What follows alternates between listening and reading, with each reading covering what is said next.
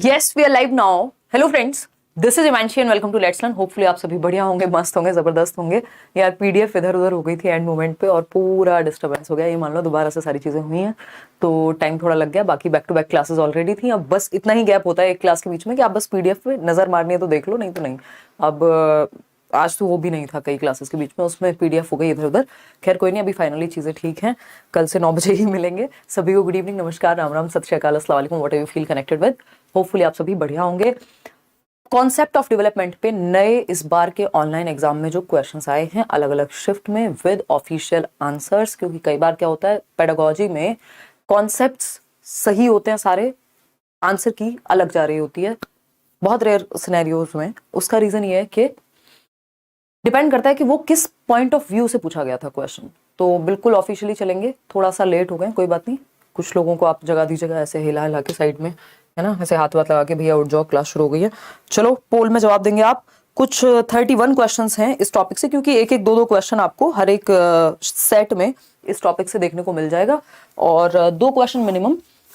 तो वो सारे ऑफिशियल ऑनलाइन जो इस बार के लेटेस्ट क्वेश्चंस हैं प्रीवियस ईयर जो आपका अभी जनवरी में पेपर हुआ है। टॉपिक ये हमेशा से आता रहा है, हमेशा आता रहेगा। सीटेट जब तक है या जहाँ पे भी टीचिंग एग्जाम्स होते हैं हमेशा आता है ये टॉपिक। स्टार्ट करते हैं विकास का संप्रत्यय, टॉपिक नंबर 1। टॉपिक वाइज चलेंगे, सिलेबस वाइज चलेंगे। अब जो क्वेश्चंस होंगे वो पोल के साथ होंगे, 9 बजे होंगे और टॉपिक वाइज चलेंगे बिल्कुल लेटेस्ट पैटर्न के आधार पे। कैसे लैंग्वेज चेंज हुई है, पीडीएफ आपको कल मिल गया होगा। सुबह ही मैं आपके साथ पीडीएफ शेयर करके सोई थी और उसमें आंसर और सारी चीजें आपका जो भी बोर्ड पे लिखा जाता है वो भी टेलीग्राम चैनल से आप डाउनलोड कर लीजिएगा, लेट्स लर्न स्क्वाड, ठीक। और पीडीएफ फ्री है of course. Like share subscribe आप कर देंगे खुशी खुशी। ऐसे ही रोज पढ़ाई करनी है, मंडे टू फ्राइडे तो एटलीस्ट करनी ही करनी है, ठीक। इसके अलावा बिहार का जो बैच है आपका, बिहार शिक्षक भर्ती परीक्षा जो 7th फेज का, वो करियरविल ऐप पर लाइव हो चुका है। बैच लाइव नहीं हुआ, बेसिकली रजिस्ट्रेशन स्टार्ट हो गए। बैच आपका जल्दी शुरू हो जाएगा, उसमें क्लासेस, तो आप एनरोल कर सकते हैं अभी नेक्स्ट कुछ दिनों तक। 500 का डिस्काउंट भी है, तो यानी 1500 के अराउंड का आपका बैच है।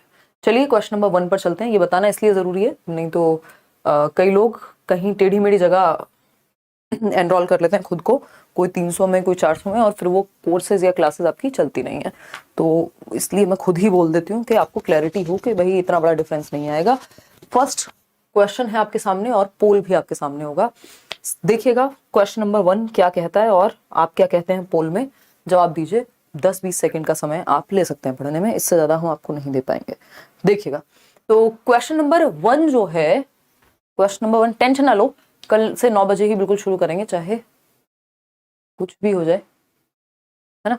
चलो कोई नहीं। अजर्शन की अगर हम बात करें, ये नया तरीका है, जब से ऑनलाइन एग्जाम आना शुरू हुआ तब से इस तरह के क्वेश्चंस आने स्टार्ट हुए, उससे पहले नहीं आते थे। कथन एवं कारण। कथन क्या है, अजर्शन क्या है, learning and development are related to each other, यानी अधिगम और विकास जो है एक दूसरे से संबंधित हैं, रिलेटेड हैं, ये बात हम जानते हैं। रीजन क्या है इसका, लर्निंग, तो ये बात तो सही हुई, क्योंकि अभी हम ये बैच में भी पढ़ रहे थे, ये नेक्स्ट टॉपिक के लिए बच गया है कि जो लर्निंग और डेवलपमेंट होते हैं, अधिगम और विकास होते हैं, एक दूसरे से जुड़े हुए होते हैं, इंटर रिलेटेड प्रोसेसेस हैं ये सारी, चाहे वो मैच्योरिटी हो, लर्निंग हो, ग्रोथ हो, ठीक। रीजन क्या है इसका, learning creates new conditions for development, यानी अधिगम विकास के लिए नई स्थितियां सृजित करता है। यानी आपने कुछ सीखा है, उससे आपका विकास भी होगा।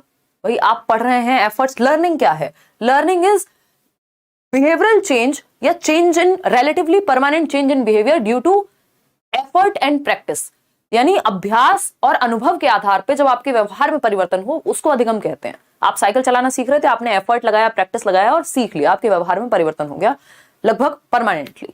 तो लर्निंग नए कंडीशंस बनाता है डेवलपमेंट के लिए, कहा जा सकता है। थोड़ा सा फास्ट चलेंगे, ठीक है आज। ट्रू, ठीक। तो both A and R are true, A भी सही है, इसका रीजन भी सही है, इंटर रिलेटेड है, और जिस बारे में ए में बात हो रही थी उसी को एक्सप्लेन किया गया, या उसी के बारे में, लर्निंग के बारे में ही बात की है इन्होंने आर में भी। ऐसा हो सकता है कि ए में कुछ कहें, आर में कुछ कहें, फिर दोनों गलत हो जाएंगे, या जो सही है तो सही है, लेकिन रीजन इसका नहीं होगा। हमें ये देखना है इसका ही रीजन यहां है या नहीं है। अगर ये रीजन कुछ और कह रहा है और यहां कथन कुछ और था, that means R is not the correct explanation of A. अपने आप में इंडिविजुअली ठीक हो सकते हैं। तो आंसर हो गया इसका ए सही, ठीक है। फटाफट से समझेंगे, 1 मिनट का समय देके। Learning creates new conditions for development, यानी अधिगम जो है वो नई परिस्थितियां या स्थितियां सृजित करता है विकास के लिए। विकास में कुछ प्रोसेसेस ऐसी हैं जो ऑटोमेटिक होती हैं, जैसे मैचुरेशन, उस पे आपके बहुत ज्यादा एफर्ट का या प्रैक्टिस का या ट्रेनिंग का बहुत ज्यादा प्रभाव परिपक्वता पे नहीं पड़ता, ठीक है ना। तो डेवलपमेंट में कुछ प्रोसेसेस ऐसी हैं जो ऑटोमेटेड हैं, ये कह देते हैं हम, है ना। और वहीं अगर हम बात करते हैं लर्निंग की, तो लर्निंग तो भैया एफर्ट और प्रैक्टिस के कारण, अभी आप यहां सीख रहे हैं ना, तो एफर्ट मार रहे हैं प्लस प्रैक्टिस कर रहे हैं, उससे आपके बिहेवियर में रिलेटिवली परमानेंट चेंज आ रहा होगा, ठीक है, तो वो लर्निंग कहलाएगी। जबकि डेवलपमेंट में कुछ चीजें समय के साथ अपने आप आ जाती हैं, आपके दांत निकल रहे हैं, खुद से थोड़ी निकालेंगे आप, तो वो मैचुरेशन के कारण खुद से आ जाते हैं। इसमें प्याजे कहते हैं कि डेवलपमेंट से लर्निंग होती है, यानी एज के साथ जो डेवलपमेंट आ रहा है उसके बेसिस पे आप सीख पाएंगे। ये कौन कहता है? प्याजे, ठीक। वहीं वाइगॉस्की की अगर माने, वो कहेंगे पहले बच्चा सीखता है और सीखने से उसका विकास होता है। ये कहेंगे वाइगॉस्की कि भाई आप लर्निंग कर रहे हैं, मान लीजिए आप बहुत रीड करते हैं, रीडिंग हैबिट है आपकी, बहुत अलग अलग तरह की किताबें पढ़ते हैं, इस लर्निंग की वजह से, इस अधिगम की वजह से, क्योंकि लर्निंग मतलब रीडिंग क्या है? एफर्ट है, प्रैक्टिस है, उसमें अभ्यास लगेगा, आपको पढ़ना पड़ेगा, एफर्ट लगेगा। इस लर्निंग की वजह से आपके अंदर डेवलपमेंट आएगा। डेवलपमेंट क्या? बाकी लोगों से ज्यादा मैच्योरिटी या समझ आपकी विकसित हो सकती है। तो ये लर्निंग से डेवलपमेंट का उदाहरण मैंने आपको दिया जो वाइगॉस्की मानते हैं। पियाजे कहते हैं पहले डेवलपमेंट होता है, अगर आपकी एक सर्टेन एज ही नहीं है तो आप वो किताब समझ ही नहीं पाएंगे। डेवलपमेंट जब आपकी एक सर्टेन एज हो जाती है तब आप उस एज के लेवल की चीजें सीख पाते हैं, इसलिए आपका जो करिकुलम है वो एज वाइज बनाया जाता है। दोनों ही बातें अपनी जगह सही हैं। हम कहते हैं डेवलपमेंट और लर्निंग जो है इंटर रिलेटेड है। तो अगर ऐसे लिखा हो डेवलपमेंट ब्रिंग्स लर्निंग और लर्निंग ब्रिंग्स डेवलपमेंट, दोनों बातें सही हैं, बस अलग पर्सपेक्टिव है, एक पियाजे का है, एक वाइगॉस्की का है। कॉम्प्लीमेंट करती हैं ये दोनों प्रोसेसेस, एक दूसरे की पूरक है, ठीक है जी, क्लियर है बात। तो ए भी सही है और आर भी सही है, दोनों बातें एकदम सही है। होपफुली आपको समझ में आ गया होगा। थोड़ा सा स्पीड में मैंने समझाया है क्योंकि आप भी यही चाहते हैं। अभी आज थोड़ा सा हम लेट भी हैं। क्वेश्चन नंबर 2 पर चलेंगे और आप पोल में जवाब देंगे फटाफट से लाइक शेयर करते हुए।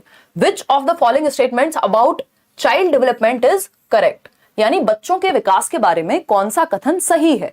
गलत नहीं पूछा, सही पूछा है। बताइए फटाफट से कौन सा कथन सही है। बिल्कुल यार, कल से जल्दी करेंगे क्लास, मैंने बताई आपको समस्या। अब ये बातें छोड़ो, इधर आ जाओ फटाफट से। कौन सा कथन सही है? और भी क्लासेस होते हैं यार बैच में, बहुत कई बार कुछ समस्या हो जाती है। देखिए, तो अगर हम बात करें विच of the following statements about child development is right, बच्चे के विकास के बारे में कौन सी बात सही है, फटाफट बताओ। Development is a naturally occurring process but appropriate environment is necessary to facilitate it, यानी ए ऑप्शन कहता है विकास एक सहज रूप से होने वाली प्रक्रिया है, नेचुरली होता है, अनफोल्ड होता है समय के साथ, ठीक है, नेचुरली होने वाली प्रक्रिया है, ठीक। किंतु इसे सुसाधित करने के लिए, यानी बेहतर करने के लिए, फैसिलिटेट करने के लिए, डेवलपमेंट अच्छा हो उसके लिए हम क्या कर सकते हैं? एप्रोप्रिएट एनवायरमेंट या कॉन्ड्यूसिव एनवायरमेंट। कॉन्ड्यूसिव मतलब ऐसा एनवायरमेंट जो हमें आगे बढ़ाए, समृद्ध वातावरण प्रोवाइड कराएंगे तो अच्छा विकास होगा। बिल्कुल सही बात है भाई, बच्चे का डेवलपमेंट हो रहा है, एक एज में वो चलना सीखेगा, लेकिन आपने क्या किया, साथ में उसको एक वॉकर और लाके दे दिया। वॉकर समझते हो ना, जो चलते हुए आवाजें निकालता था पहले, बच्चे को सपोर्ट मिल जाती है, बीच में गिरता नहीं है, वो चलना सीखता है जब, तो वो उसके लिए एक अच्छा एनवायरमेंट हो गया। तो एनवायरमेंट अच्छा होगा तो डेवलपमेंट भी अच्छा हो जाएगा। अपने आप तो हो ही रहा है, चलना तो सीख ही लेगा। ऐसा थोड़ी है जिन बच्चों को वॉकर कभी नहीं मिले उनको माँ बाप उंगली पकड़ के चलना सिखा देते हैं या सीख जाते हैं वो भी बच्चे। लेकिन अगर एनवायरमेंट अच्छा होगा तो बेहतर हो सकता है, सुविधाजनक हो जाएगा जो विकास है। बात तो सही है।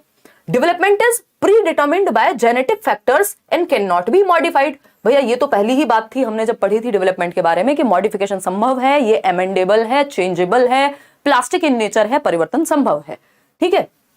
तो सिर्फ जेनेटिक फैक्टर्स जो है वो प्री डिटरमाइन कर देते हैं, मॉडिफिकेशन संभव नहीं है, ऐसा नहीं है, ठीक है ना, कि हेरिडिटी सेट कर देती है डेवलपमेंट। एनवायरमेंट का भी तो कोई रोल होगा, ठीक। सी ऑप्शन है। अगर हेरिडिटी से तो आप एक साइंटिस्ट के बच्चे हैं और एनवायरमेंट आपको मिला है चोर डकैतों वाला, तो फिर आप किधर जाएंगे? खतरनाक दिशा में मुड़ सकते हैं, है ना। तो ये क्या हुआ, सिर्फ हेरिडिटी का रोल नहीं, एनवायरमेंट का भी रोल है। डेवलपमेंट प्रोडक्ट है हेरिडिटी एनवायरमेंट का। सी ऑप्शन है heredity does not play any role in development. अब ये भी कहना गलत होगा, एनी रोल कैसे नहीं करती भाई, एक अच्छा खासा रोल है। डी ऑप्शन है the process of development begins only after the stage of infancy, यानी इन्फेंसी होता है जन्म से 2 वर्ष, शैशवावस्था। शैशवावस्था के बाद ही विकास की प्रक्रिया शुरू होती है। हाँ, हम तो यहाँ मूंगफली छील रहे हैं, हम जो कहते हैं वोम टू टूम जाता है, कह कह के चिल्ला चिल्ला के पिछले 6.5 साल में है, हमारे बाल सफेद हो गए 1-2, तो हम यहाँ पे ये कह रहे हैं कि शैशवावस्था से शुरू होगा विकास, भैया गर्भ से शुरू हो जाएगा, वूम्ब से शुरू होगा, कॉन्सेप्शन पीरियड से शुरू होगा, गर्भाधान से शुरू हो जाएगा और मृत्यु तक जाएगा। डेवलपमेंट प्रोसेस हमने कल परसों भी पढ़ा था, जो एक सेशन हुआ था आपका 2-4 दिन पहले, कि डेवलपमेंट क्या है, certain changes between conception and death. मतलब गर्भ से मृत्यु के बीच होने वाले कुछ परिवर्तनों को विकास कहते हैं, ठीक है, जिसको आप कॉन्सेप्शन पीरियड कह लीजिए। इसके कई नाम है, ध्यान रखिएगा। अभी आपसे स्टेजेस भी पूछेगा, एक क्वेश्चन है जिसमें सारे, क्योंकि मैंने सभी प्रकार के क्वेश्चन मिक्स कर दिए हैं जितने भी ऑनलाइन में इस बार हुए हैं डेवलपमेंट के। इसको प्रीनेटल पीरियड कह सकते हो, प्रसव पूर्व अवस्था, ठीक। इसको आप वूम्ब कह सकते हो, यानी गर्भ, ठीक। ये क्या हुआ, प्रेगनेंसी पीरियड कह सकते हो। ये सारे पीरियड जो है जन्म से पहले की बात है और डेथ तक चलेगा, कॉन्टिन्यूअस है डेवलपमेंट, ज्यादातर लोग यही मानते हैं, है ना, लाइफ लॉन्ग चलेगा, कॉन्सेप्शन टू डेथ या टूम्ब, वूम्ब टू टूम्ब, यानी कब्र तक, ठीक है। अब यहां पे धर्म मत ले आइएगा बीच में, इसका मतलब है जीवन पर्यंत। क्लियर है बात। तो ये प्रीनेटल पीरियड से, प्रसव पूर्व अवस्था से, अभिमन्यु की शिक्षा आपने सुनी होगी, गर्भ से शुरू हो जाती है विकास की प्रक्रिया। आपका ब्रेन का डेवलपमेंट, आपकी बहुत सारी चीजें जो है बॉडी की वो विकसित होने लगती हैं। तो आपका डेवलपमेंट तो गर्भ से शुरू हो गया था और कब्र तक जाएगा, ऐसा नहीं है कि जन्म के बाद शुरू होता है। तो ये आपको मूर्ख बनाने के लिए ऑप्शंस दिए जाते हैं कि आप भटके ना, इनको कहते ही डिस्ट्रैक्टर्स हैं। A option is the right answer. आगे बढ़ेंगे, क्वेश्चन नंबर 3 पोल में आप जवाब देंगे। क्वेश्चन नंबर 3 क्या कहता है, बहुत ही प्यारा question. Although domains of development overlaps with each other in certain aspects, yet which of the following domain of development specifically attempts to the progression of feelings about self and others। भाई इन्होंने कहा है, अब क्या कहा इन्होंने, सीधा पूछना ही बंद कर दिया कि हम तो तुम्हें 8 लाइन देंगे। वो मैं एग्जांपल लेती थी ना पहले, अभी लॉकडाउन में रामायण देखना फिर से शुरू किया था सबने, कि तो उसमें श्री राम वाला वो एग्जांपल आता था ना कि प्रभु ये ऐसे नहीं मरेगा, इसके पेट पे बाण मारिए। तो ये इन्होंने यही किया है कि इनको 1 लाइन में मत पूछो, 2 लाइन में भी मत पूछो, इनसे पूछो 6-8 लाइन में, ताकि पेट पे बाण मारना है, ताकि कंफ्यूज होके गिर जाएं आसान क्वेश्चन में भी, है ना। क्वेश्चन आसान है बट इतनी घुमा घुमा के बातें कर दी कि एक इंसान जो रट के आया है या जिसको थोड़ी भी कंफ्यूजन होगी, प्रैक्टिस कम की हुई होगी, वो सोचेगा यार ओवरलैप करने की बात कर रहा है, पता नहीं किसकी बात चल रही है, क्योंकि आप सेंस नहीं निकाल पाएंगे अगर आपने प्रैक्टिस ना की हो तो। ठीक है जी, बहुत बढ़िया डॉली, क्लियर है बात। डी ऑप्शन, अलग अलग ऑप्शन इसमें आप लोग आंसर दे रहे हैं। तो यद्यपि विकास के क्षेत्रों का कुछ आयामों में परस्पर व्यापन होता है या ओवरलैप करते हैं, इसका मतलब क्या है, इंटर रिलेटेड है। विकास के 3 मुख्य पक्ष हैं एज पर एनसीईआरटी, पीसीएसई, ये एसई एक साथ ही काउंट होते हैं इसलिए 3 पक्ष कह देते हैं, अगर इनको अलग अलग करना हो तो 4 कह सकते हो। फिजिकल, कॉग्निटिव, सोशल, इमोशनल, यानी हमारा शारीरिक विकास, संज्ञानात्मक विकास, शारीरिक विकास, सामाजिक और इमोशनल, ये चारों जो हैं आपस में जुड़े हुए हैं, या ये तीनों क्या हैं, जुड़े हुए हैं। बात तो सही है, इंटर रिलेटेड है, अंतः संबंधित है। फिर भी yet which of the following domain of development specifically attempts, फिर भी कौन सा वो डोमेन है जो स्पेसिफिकली, विशिष्ट रूप से भावनाओं की बात करता है, फीलिंग्स की बात करता है, अबाउट सेल्फ, खुद के बारे में कैसा महसूस कर रहे हैं आप वो, और दूसरों के बारे में क्या आप फील करते हैं। फीलिंग एस्पेक्ट, इसको अफेक्टिव एस्पेक्ट या अफेक्टिव डोमेन भी कहते हैं बीएस ब्लूम की भाषा में, ठीक है ना, संवेगात्मक पक्ष कहते हैं इसको। तो अफेक्टिव डोमेन जो है वो इमोशनल डेवलपमेंट से जुड़ा हुआ होता है, आपके इमोशंस से। फीलिंग कहां से आएगी, इमोशंस से। इमोशनल डेवलपमेंट, आप कैसा फील करते हैं खुद के बारे में, दूसरों के बारे में, कितने अवेयर हैं अपने इमोशंस को लेकर के। मॉरल डेवलपमेंट सही और गलत के बारे में है, आपके कुछ सिद्धांत, कुछ वैल्यूज होते हैं जो सही और गलत की तरफ आपको लेके जाते हैं। और मॉरल वैल्यू या मॉरल डेवलपमेंट किसका पार्ट है, सोशल डेवलपमेंट का, सामाजिक विकास का, ठीक। लैंग्वेज डेवलपमेंट किसका पार्ट है, कॉग्निटिव डेवलपमेंट का, संज्ञानात्मक विकास का। फिजिकल डेवलपमेंट अपने आप में ही मेजर प्रकार है डेवलपमेंट का, जिसमें मोटर स्किल्स का विकास आता है, गत्यात्मक, gross and fine motor skills, ठीक है। ये बेसिक बातें हैं जो हमें पता होनी चाहिए। संवेगात्मक विकास जल्दी में नहीं सीखना है, अगेन थोड़ा सा टाइम ले लेना है। मेरी खुद की स्पीड ज्यादा होती है बट कोशिश करिए ये एक्स्ट्रा बातें जो बताई जा रही हैं इनको दिमाग में बिठा लीजिए या कहीं नोट कर लीजिए, ठीक है ना। अगर हम बात कर रहे हैं, हिंदी में बता देंगे, परेशान ना हो। अगर हम बात कर रहे हैं, 2-4 दिन लगते हैं, बहुत सारे लोग हैं जो अभी नए जुड़े हैं, पहली बार देख रहे हैं, क्योंकि इस बार की सीटेट की क्लास जस्ट अभी शुरू की है मैंने, ठीक है ना। तो उस केस में आपको किसी भी टीचर को 2-4 दिन देने होते हैं ताकि आप उसके पेस को मैच कर पाओ, उसके वे को मैच कर पाओ, आपको समझ में आए चीजें अच्छे से, है ना। देखिएगा एक बार, तो एक चीज होती है इमोशनल डेवलपमेंट। हमने समझ लिया कि हमारे इमोशंस का डेवलपमेंट, जब हम पहले दिन स्कूल गए थे, रोते पीटते गए थे, 4 लोग लेके जाते थे पुराने जमाने में स्कूल, तब जाकर के जाते थे। बाद में आप खुद से स्कूल चले जाते हैं, बल्कि घर वाले कहें छुट्टी कर लो बेटा, आप कहें अरे आप तो घर पे काम कराओगे यार, मैं तो जा रही हूँ, यहाँ जा रहा हूँ स्कूल। बाद में आप में क्या हुआ, इमोशनल इंटेलिजेंस आ गई। अब आपको पता है अपने इमोशंस को कैसे मैनेज करना है। इंटेलिजेंस मतलब बुद्धि। तो इमोशनल इंटेलिजेंस एक टर्म है जिसपे एक क्वेश्चन आता ही, अभी कल परसों भी मैंने एक सेट कराया था तो क्वेश्चन कराया था आपको। इमोशनल इंटेलिजेंस पे एक क्वेश्चन आता है, इमोशनल इंटेलिजेंस या ईक्यू या ईआई कह देते हैं इसको, इमोशनल कोशेंट या इमोशनल इंटेलिजेंस। बेसिकली ये इंपॉर्टेंट है बच्चे में डेवलप होना, इसको इंटेलिजेंस से IQ is more important than EQ ये कह दिया जाता है। Sorry, EQ is more important than IQ, यानी आपकी IQ से, आपका बुद्धि का स्तर कितना है, आप एवरेज हैं, गिफ्टेड हैं, उससे भी ज्यादा इंपॉर्टेंट है कि आप इमोशनली इंटेलिजेंट हैं कि नहीं है, आपका इमोशनल कोशेंट कितना है। तो EQ is more important than IQ itself, ऐसा कहते हैं डेनियल गोलमैन। तो ये जरूरी क्यों है, क्यों, अगर आप बहुत बुद्धिमान व्यक्ति हैं बट आपका अपने इमोशंस पे कंट्रोल नहीं है, कोई कुछ कह दे आप भड़क जाते हैं, दो थप्पड़ लगा देते हैं, कहीं कुछ और कर देंगे, कहीं किसी को मतलब गुस्सा आ गया, बाइक चला दी तेज, फिर निकल लिए, है ना, ईश्वर को प्यारे हो गए। तो इमोशंस पे कंट्रोल नहीं है, तो इसका मतलब आप इमोशनली इंटेलिजेंट नहीं है।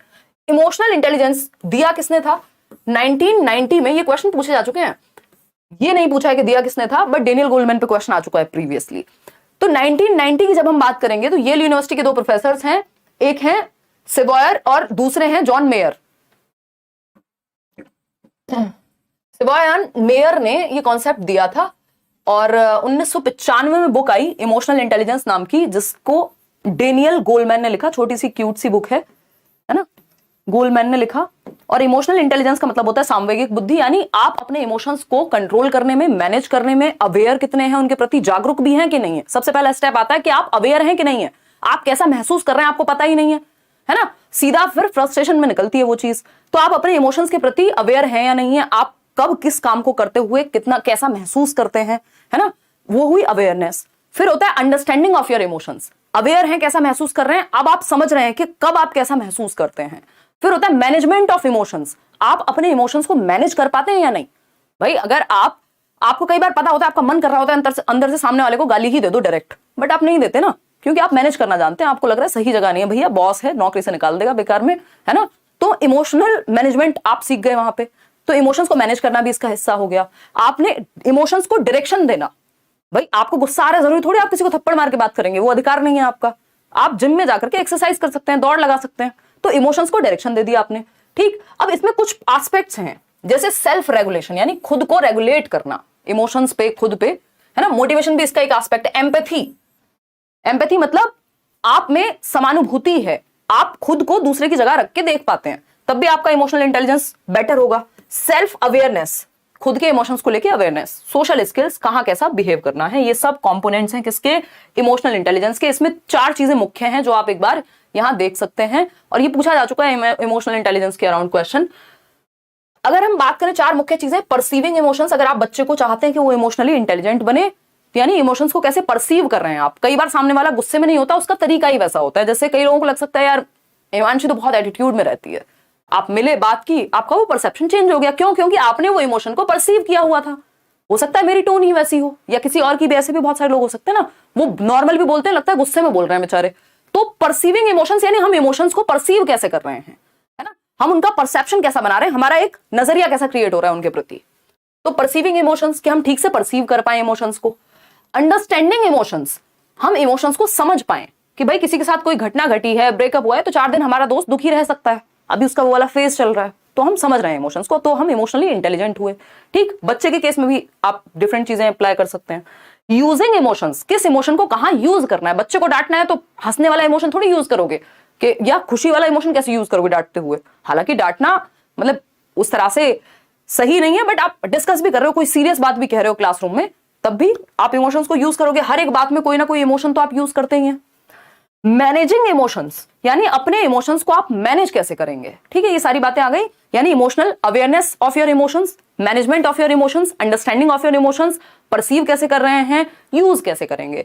एक और चीज का यहाँ पे ध्यान रखना है, जेबी वॉटसन ने ये क्वेश्चन भी पूछा जा चुका है और ये सभी को पता ही होना चाहिए। 3 इमोशंस बाय बर्थ होते हैं, कुछ बाद में होते हैं इमोशंस, लेकिन जेबी वॉटसन, जॉन ब्रॉडस वॉटसन कहते हैं, ये 2018 में क्वेश्चन आया था और उसके बाद भी रिपीट हुआ है ये क्वेश्चन, सबसे पहले तभी आया था।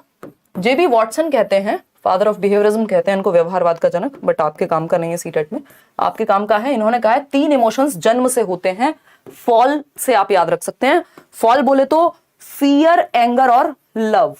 फियर, एंगर, लव, ये बर्थ, बाय बर्थ हैं ये 3 इमोशंस, है ना। 3 संवेग क्या हैं, जन्म से होते हैं।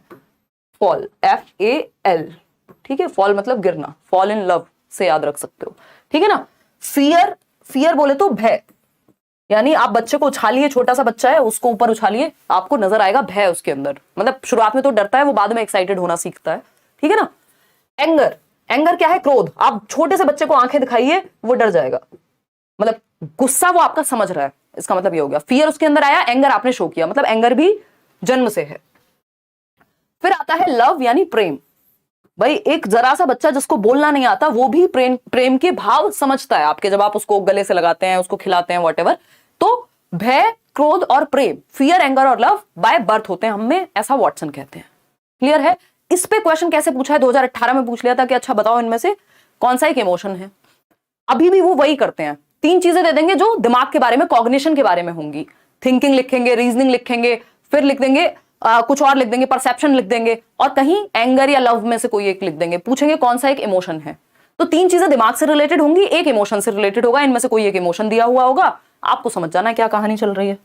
चलिए खैर आगे बढ़ते हैं क्वेश्चन नंबर 4 पर, समझते हैं फटाफट से। इनको सिर्फ क्वेश्चंस की तरह नहीं लेना है, आपके कॉन्सेप्ट्स क्लियर हो रहे हैं ये ध्यान रखना है, ठीक है ना। और सीटेट के बैच में आप अभी भी एनरोल हो सकते हैं, ये मुझे आ गया याद। क्वेश्चन नंबर 4 देखिए, which of the following principle of development suggests that some specific responses get combined in the later process of development to form a whole।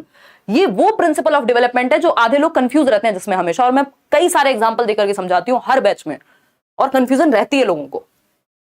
अब जिनकी क्लियर हो जाती है वो इस पे सही लगा के आए होंगे, अदरवाइज गड़बड़ हो सकती है। हालांकि यहाँ ऑप्शंस जो हैं वो मुश्किल बनाते हैं क्वेश्चन को, यहाँ ऑप्शंस मुश्किल नहीं है, नहीं तो इसमें आप फंस जाते हैं। अगर मैं एक और ऑप्शन इसमें ऐड कर दूं तो आप अभी कंफ्यूज हो जाएंगे। कर दूं क्या add?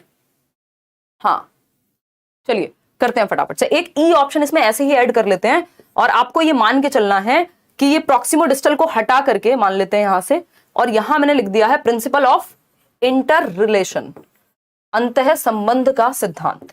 Principle of inter relation, अंतः संबंध का सिद्धांत, अंतः संबंध का सिद्धांत। देख रहे हो कैसे, आपको देख रहे हो विनोद मुश्किल क्वेश्चन कैसे बनाया जाता है।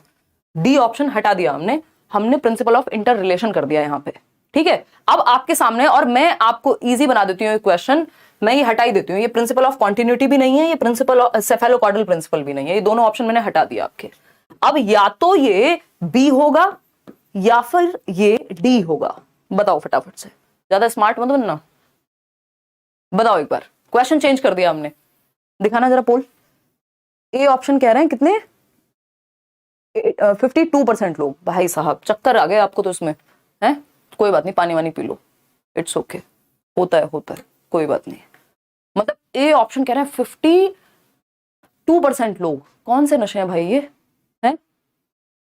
वीडियो एकदम क्लियर है, आप अपनी तरफ से सेटिंग चेंज कर लीजिए, हाईएस्ट सेटिंग चूज कीजिए। बताओ एक बार फटाफट से। डी ऑप्शन और बी ऑप्शन। देखो वैसे जिनमें जो लोग ज्यादा स्मार्ट होंगे उनको पता होगा, ये ऑप्शन मैंने बाद में लगाया है, तो इसका उत्तर तो ये हो नहीं सकता क्योंकि यहाँ तो था ही नहीं ऑप्शन में, है ना। तो अगर हम बात करें, इसका जो आंसर है वो है principle of integration. Principle of integration और इंटर रिलेशन में इतने लोग कंफ्यूज होते हैं, और ठीक से लोग इसको क्लियर कर भी नहीं पाते। समझते हैं फटाफट से क्या कहानी है दोनों को ही, फिर हम आएंगे चारों ऑप्शंस को समझने पे। ठीक, 2 बातें हैं, एक है प्रिंसिपल ऑफ इंटर रिलेशन, पहले इसको समझेंगे तो दूसरा आसानी से समझ में आ जाएगा। ठीक है, अब वो जमाने नहीं रहे कि आप बस डीप में ना पढ़ें और काम चल जाए। ठीक, और दूसरा है प्रिंसिपल ऑफ इंटीग्रेशन, लिख लेते हैं।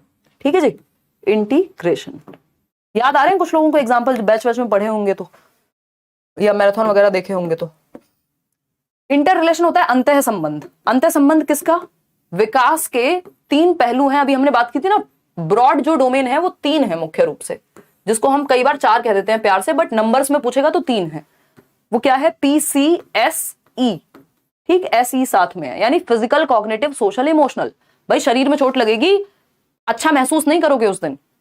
कोई घटना घट जाए जीवन में, किसी की डेथ हो जाए, अब फिजिकली तो ठीक हो लेकिन इमोशनली परेशान हो सकता है कई लोगों को बुखार चढ़ जाए, उनकी बॉडी जो है शारीरिक विकास भी उनका प्रभावित हो जाए। बचपन में चोट लग जाती है, बाकी एस्पेक्ट हो सकता है दिमाग का विकास ठीक से ना हो क्योंकि शरीर का विकास ठीक से नहीं हुआ, और व्हाटसोएवर, ठीक, मतलब इसका वाइस वर्सा भी ट्रू हो सकता है कि दिमाग में चोट लग गई तो शरीर का विकास ठीक से नहीं हुआ, ठीक है ना। तो अगर हम बात करते हैं पीसीएसई की, तो पीसीएसई क्या है, इंटर रिलेटेड है। चारों ही प्रकार जो है विकास के इंटर रिलेटेड है, एक दूसरे को प्रभावित करते हैं, शरीर दिमाग को, दिमाग शरीर को, और शरीर इमोशंस को। अगर आप फिट नहीं है तो आप अच्छा महसूस नहीं करते, है ना। तो ये चारों या तीनों क्या है, इंटर रिलेटेड है। बात ठीक है। जब ये चारों या तीनों जो है मिलकर के, विकास के सभी पक्ष मिलकर के जब एक सिंगल यूनिट की तरह काम करें, एक यूनिट की तरह काम करें, तो ये इंटीग्रेशन कहलाता है, एकीकरण कहलाता है। एकीकरण का मतलब क्या हुआ, सिंगल यूनिट, एक हो गए, ठीक है ना, एकीकरण। अब चार, जरूरी नहीं है चार के चार एक साथ मिलकर काम कर रहे होंगे, इनमें से दो हो सकते हैं, तीन हो सकते हैं, या चारों हो सकते हैं। तो जब विकास के अलग अलग पक्ष, अलग अलग टाइप्स ऑफ डेवलपमेंट मिलकर के एक होल फॉर्म करें, फॉर एग्जाम्पल जब आप बैडमिंटन खेलते हैं, आपकी आंखें, आपके हाथ, आपका शरीर, ये सब क्या है, हैंड आई कोऑर्डिनेशन, एक साथ काम कर रहे होते हैं। इवन आपके इमोशंस, अगर आप बहुत ज्यादा एक्साइटेड हो गए, आप गड़बड़ कर सकते हैं। तो आपका पूरे जितने भी टाइप्स ऑफ डेवलपमेंट है मिल करके क्या चल रहे हैं, एक सिंगल यूनिट के रूप में चल रहे हैं। जब आप कोई भी काम करते हैं, अभी जैसे मैं ये लिख रही हूं तो मैं बोल भी रही हूँ, साथ में और भी चीजें हो रही हैं यूज, दिमाग का भी मेरा इस्तेमाल हो रहा है, शरीर भी मैं इधर से उधर घूम रही हूँ, है ना, या आप भी उधर से पोल में आंसर कर रहे हैं या लिख रहे हैं, ठीक, सोच भी रहे हैं, साथ में पढ़ भी रहे हैं फटाफट से। तो जब आपके डेवलपमेंट के कई प्रकार एक साथ मिलकर एक सिंगल यूनिट के रूप में काम करें, जब आप साइकिल चला रहे हैं, जब आप कबड्डी खेल रहे हैं, जब आप क्रिकेट खेल रहे हैं, जब आप क्या कहेंगे, बैडमिंटन खेल रहे हैं, या कोई भी काम आप कर रहे हैं जिसमें आपका सारे प्रकार के डेवलपमेंट एक हो जाते हैं मिलकर के, या एक सिंगल यूनिट के रूप में काम करते हैं, तो वो इंटीग्रेशन, एक होल के रूप में काम करते हैं। अगर मैं कहूं तो ये प्रिंसिपल ऑफ इंटीग्रेशन होता है, ठीक। वहीं अगर हमें ये पता है भैया, जो शरीर का विकास है वो सामाजिक विकास को भी प्रभावित कर सकता है, विकास के सभी पक्ष एक दूसरे से संबंधित होते हैं, ये हमें पता है।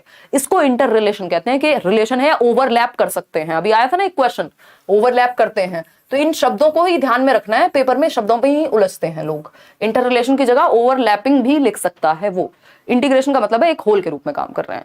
आते हैं वापस इस क्वेश्चन पे और आपका कंफ्यूजन करते हैं दूर, ठीक, फटाफट से। Which of the following principle of development suggests that some specific responses get combined in the later process of development?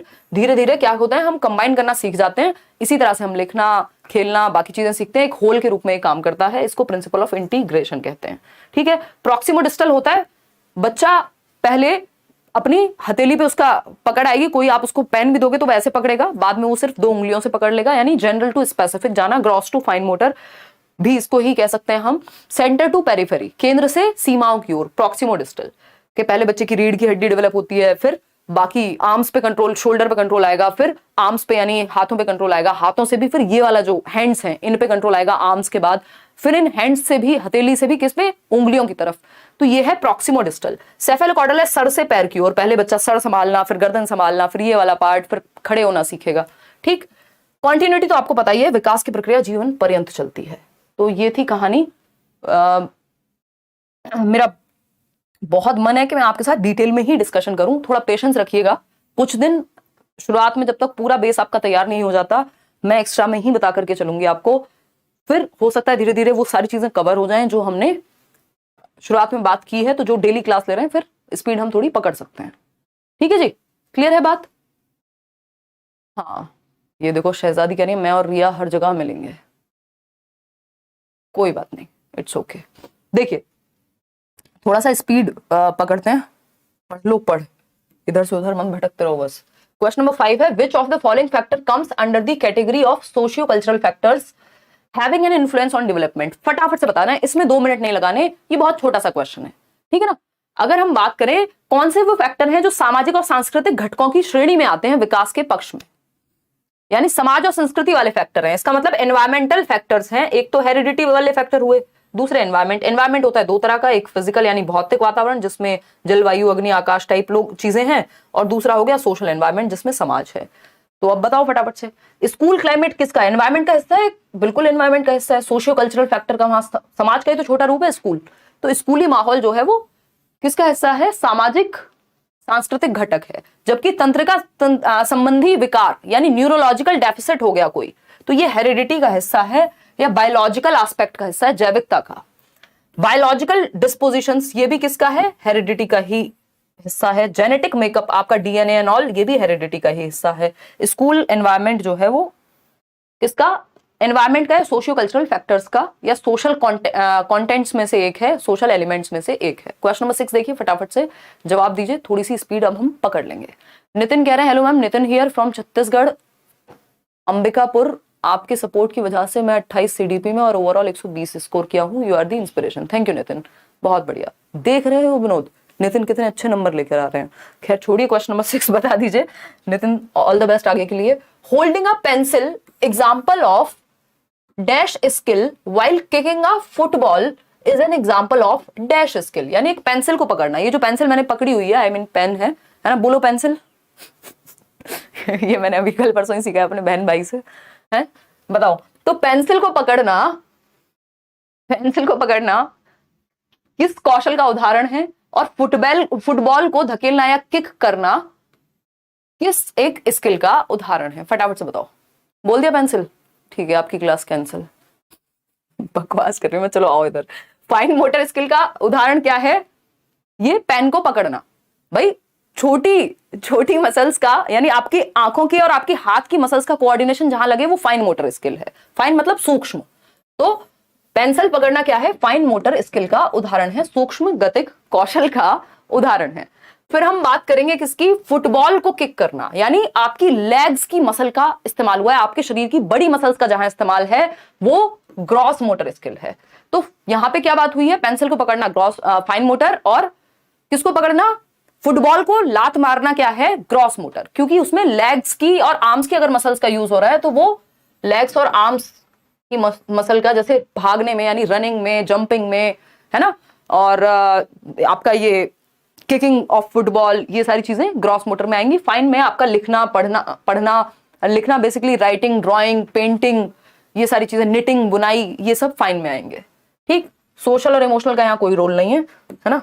तो A option is the only right option over here. हंसते नहीं हो आजकल आप लोग, बहुत सीरियस हो गए हो मुझे लग रहा है, या तो ये कमेंट्स आगे पीछे चल रहे हैं।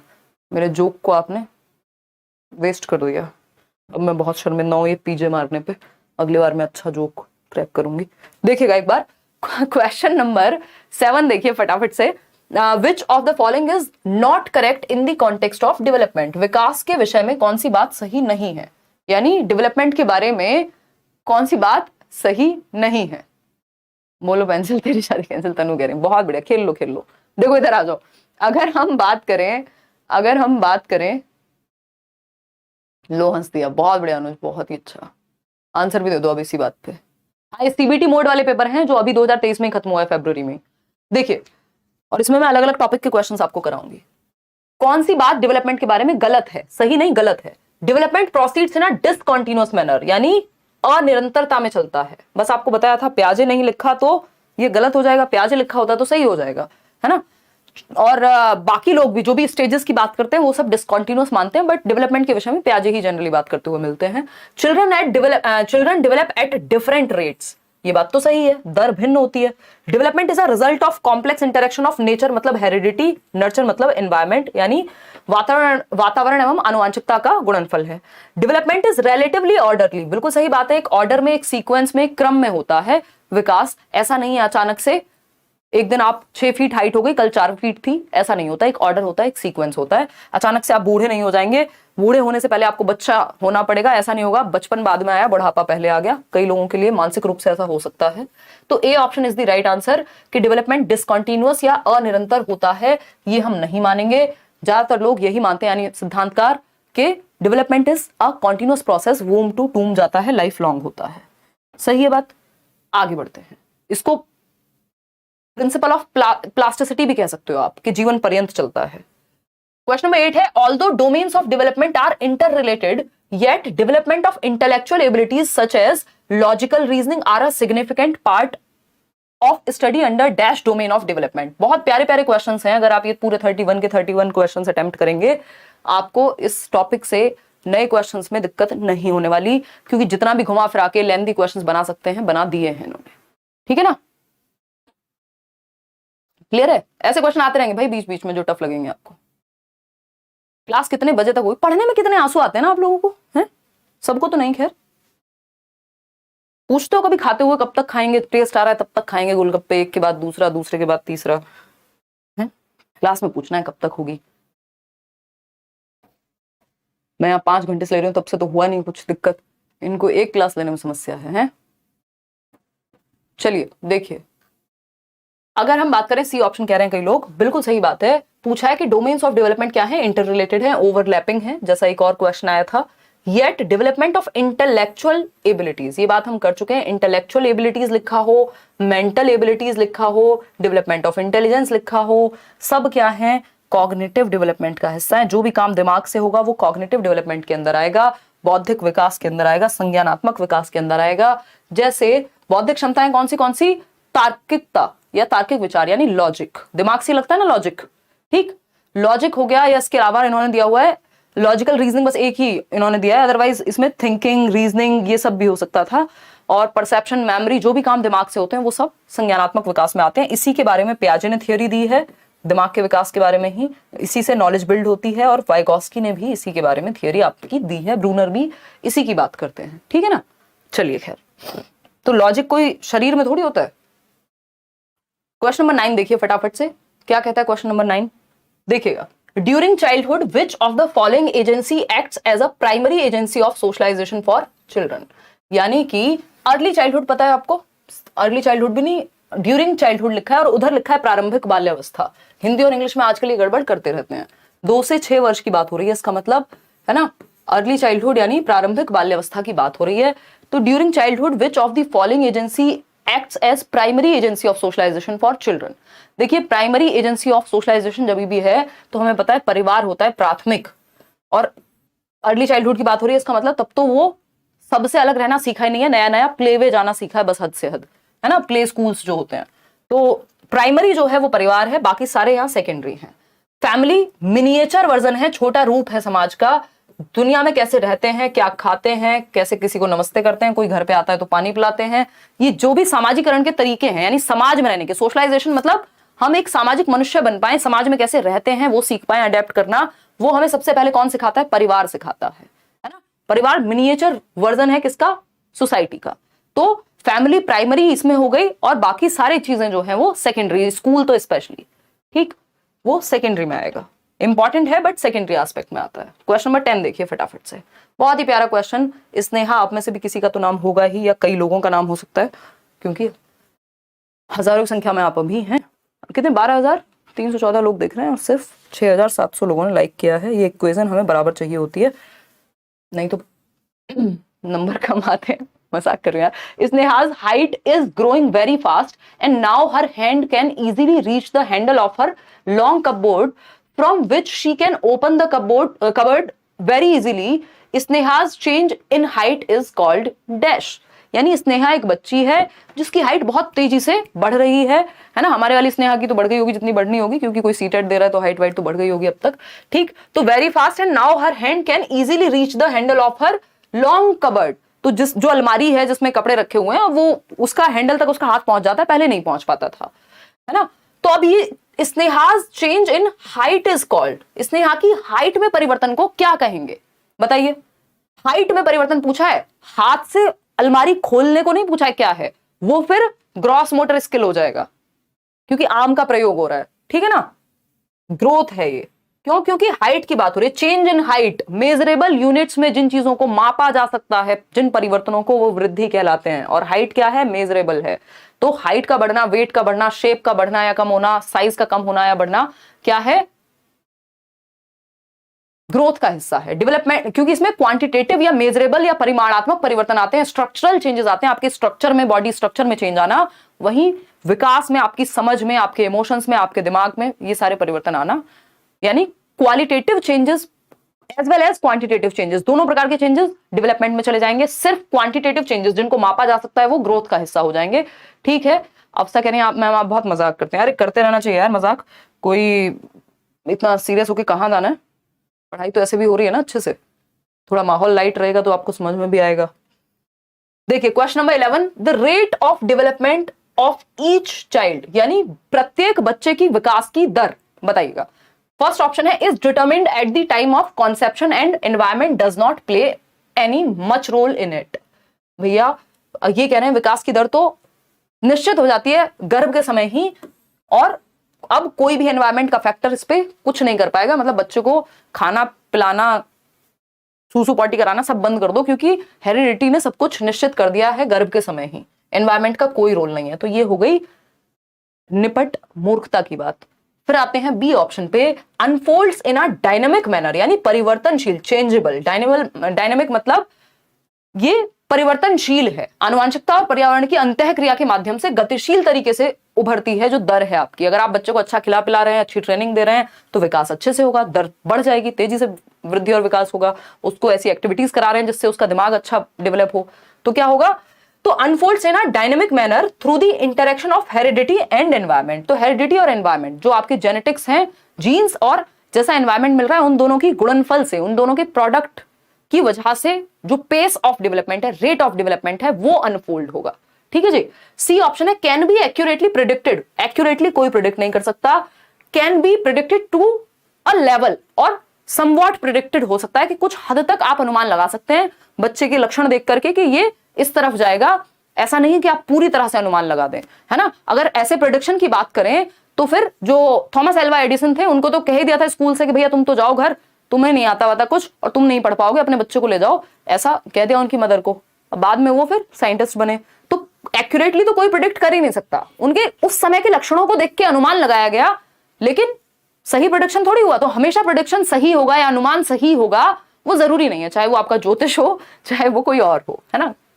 देखिए, can not be predicted at all since it happens in a random manner. ये कहना गलत होगा कि बिल्कुल प्रिडिक्ट नहीं किया जा सकता, क्योंकि प्रिंसिपल ऑफ प्रिडिक्शन है, यानी अनुमान का सिद्धांत है विकास के सिद्धांतों में से एक, कि हम बच्चे की आज के प्रेजेंट की गति को देखते हुए या एक्टिविटीज को देखते हुए टीचर और पेरेंट्स कुछ हद तक अनुमान लगा सकते हैं कि बच्चे का विकास किस दिशा में जाएगा, या फिर वो किस चीज में ज्यादा इंटरेस्ट रखता है। भाई हम देखते हैं बचपन से एक बच्चा है ड्राइंग बहुत अच्छी करता है, तो हमें पता है यार इसको इस तरफ लेके जाओ और ये बहुत अच्छा एक आर्टिस्ट बन सकता है, ऐसा हम अनुमान लगा रहे हैं एज अ टीचर या पेरेंट के रूप में। कोई बच्चा जो स्पोर्ट्स में बहुत अच्छा कर रहा है तो हम उस तरफ देख सकते हैं, अनुमान लगा सकते हैं कि अच्छा करेगा, लेकिन एक्यूरेटली या 100% प्रेडिक्शन कोई नहीं कर सकता, ईश्वर नहीं बन सकते आप। ठीक, तो ये डायनेमिक होता है, परिवर्तनशील होता है, टाइम के साथ अनफोल्ड होगा। एक्यूरेट प्रेडिक्शन संभव नहीं है, और हम ये भी नहीं कह सकते कि बिल्कुल प्रेडिक्ट नहीं किया जाता, किया जा सकता। हम कहते हैं ना, वो बहुत ज्यादा एक डायलॉग फेमस है, चलो अब नेक्स्ट क्लास में ही डिस्कस करेंगे।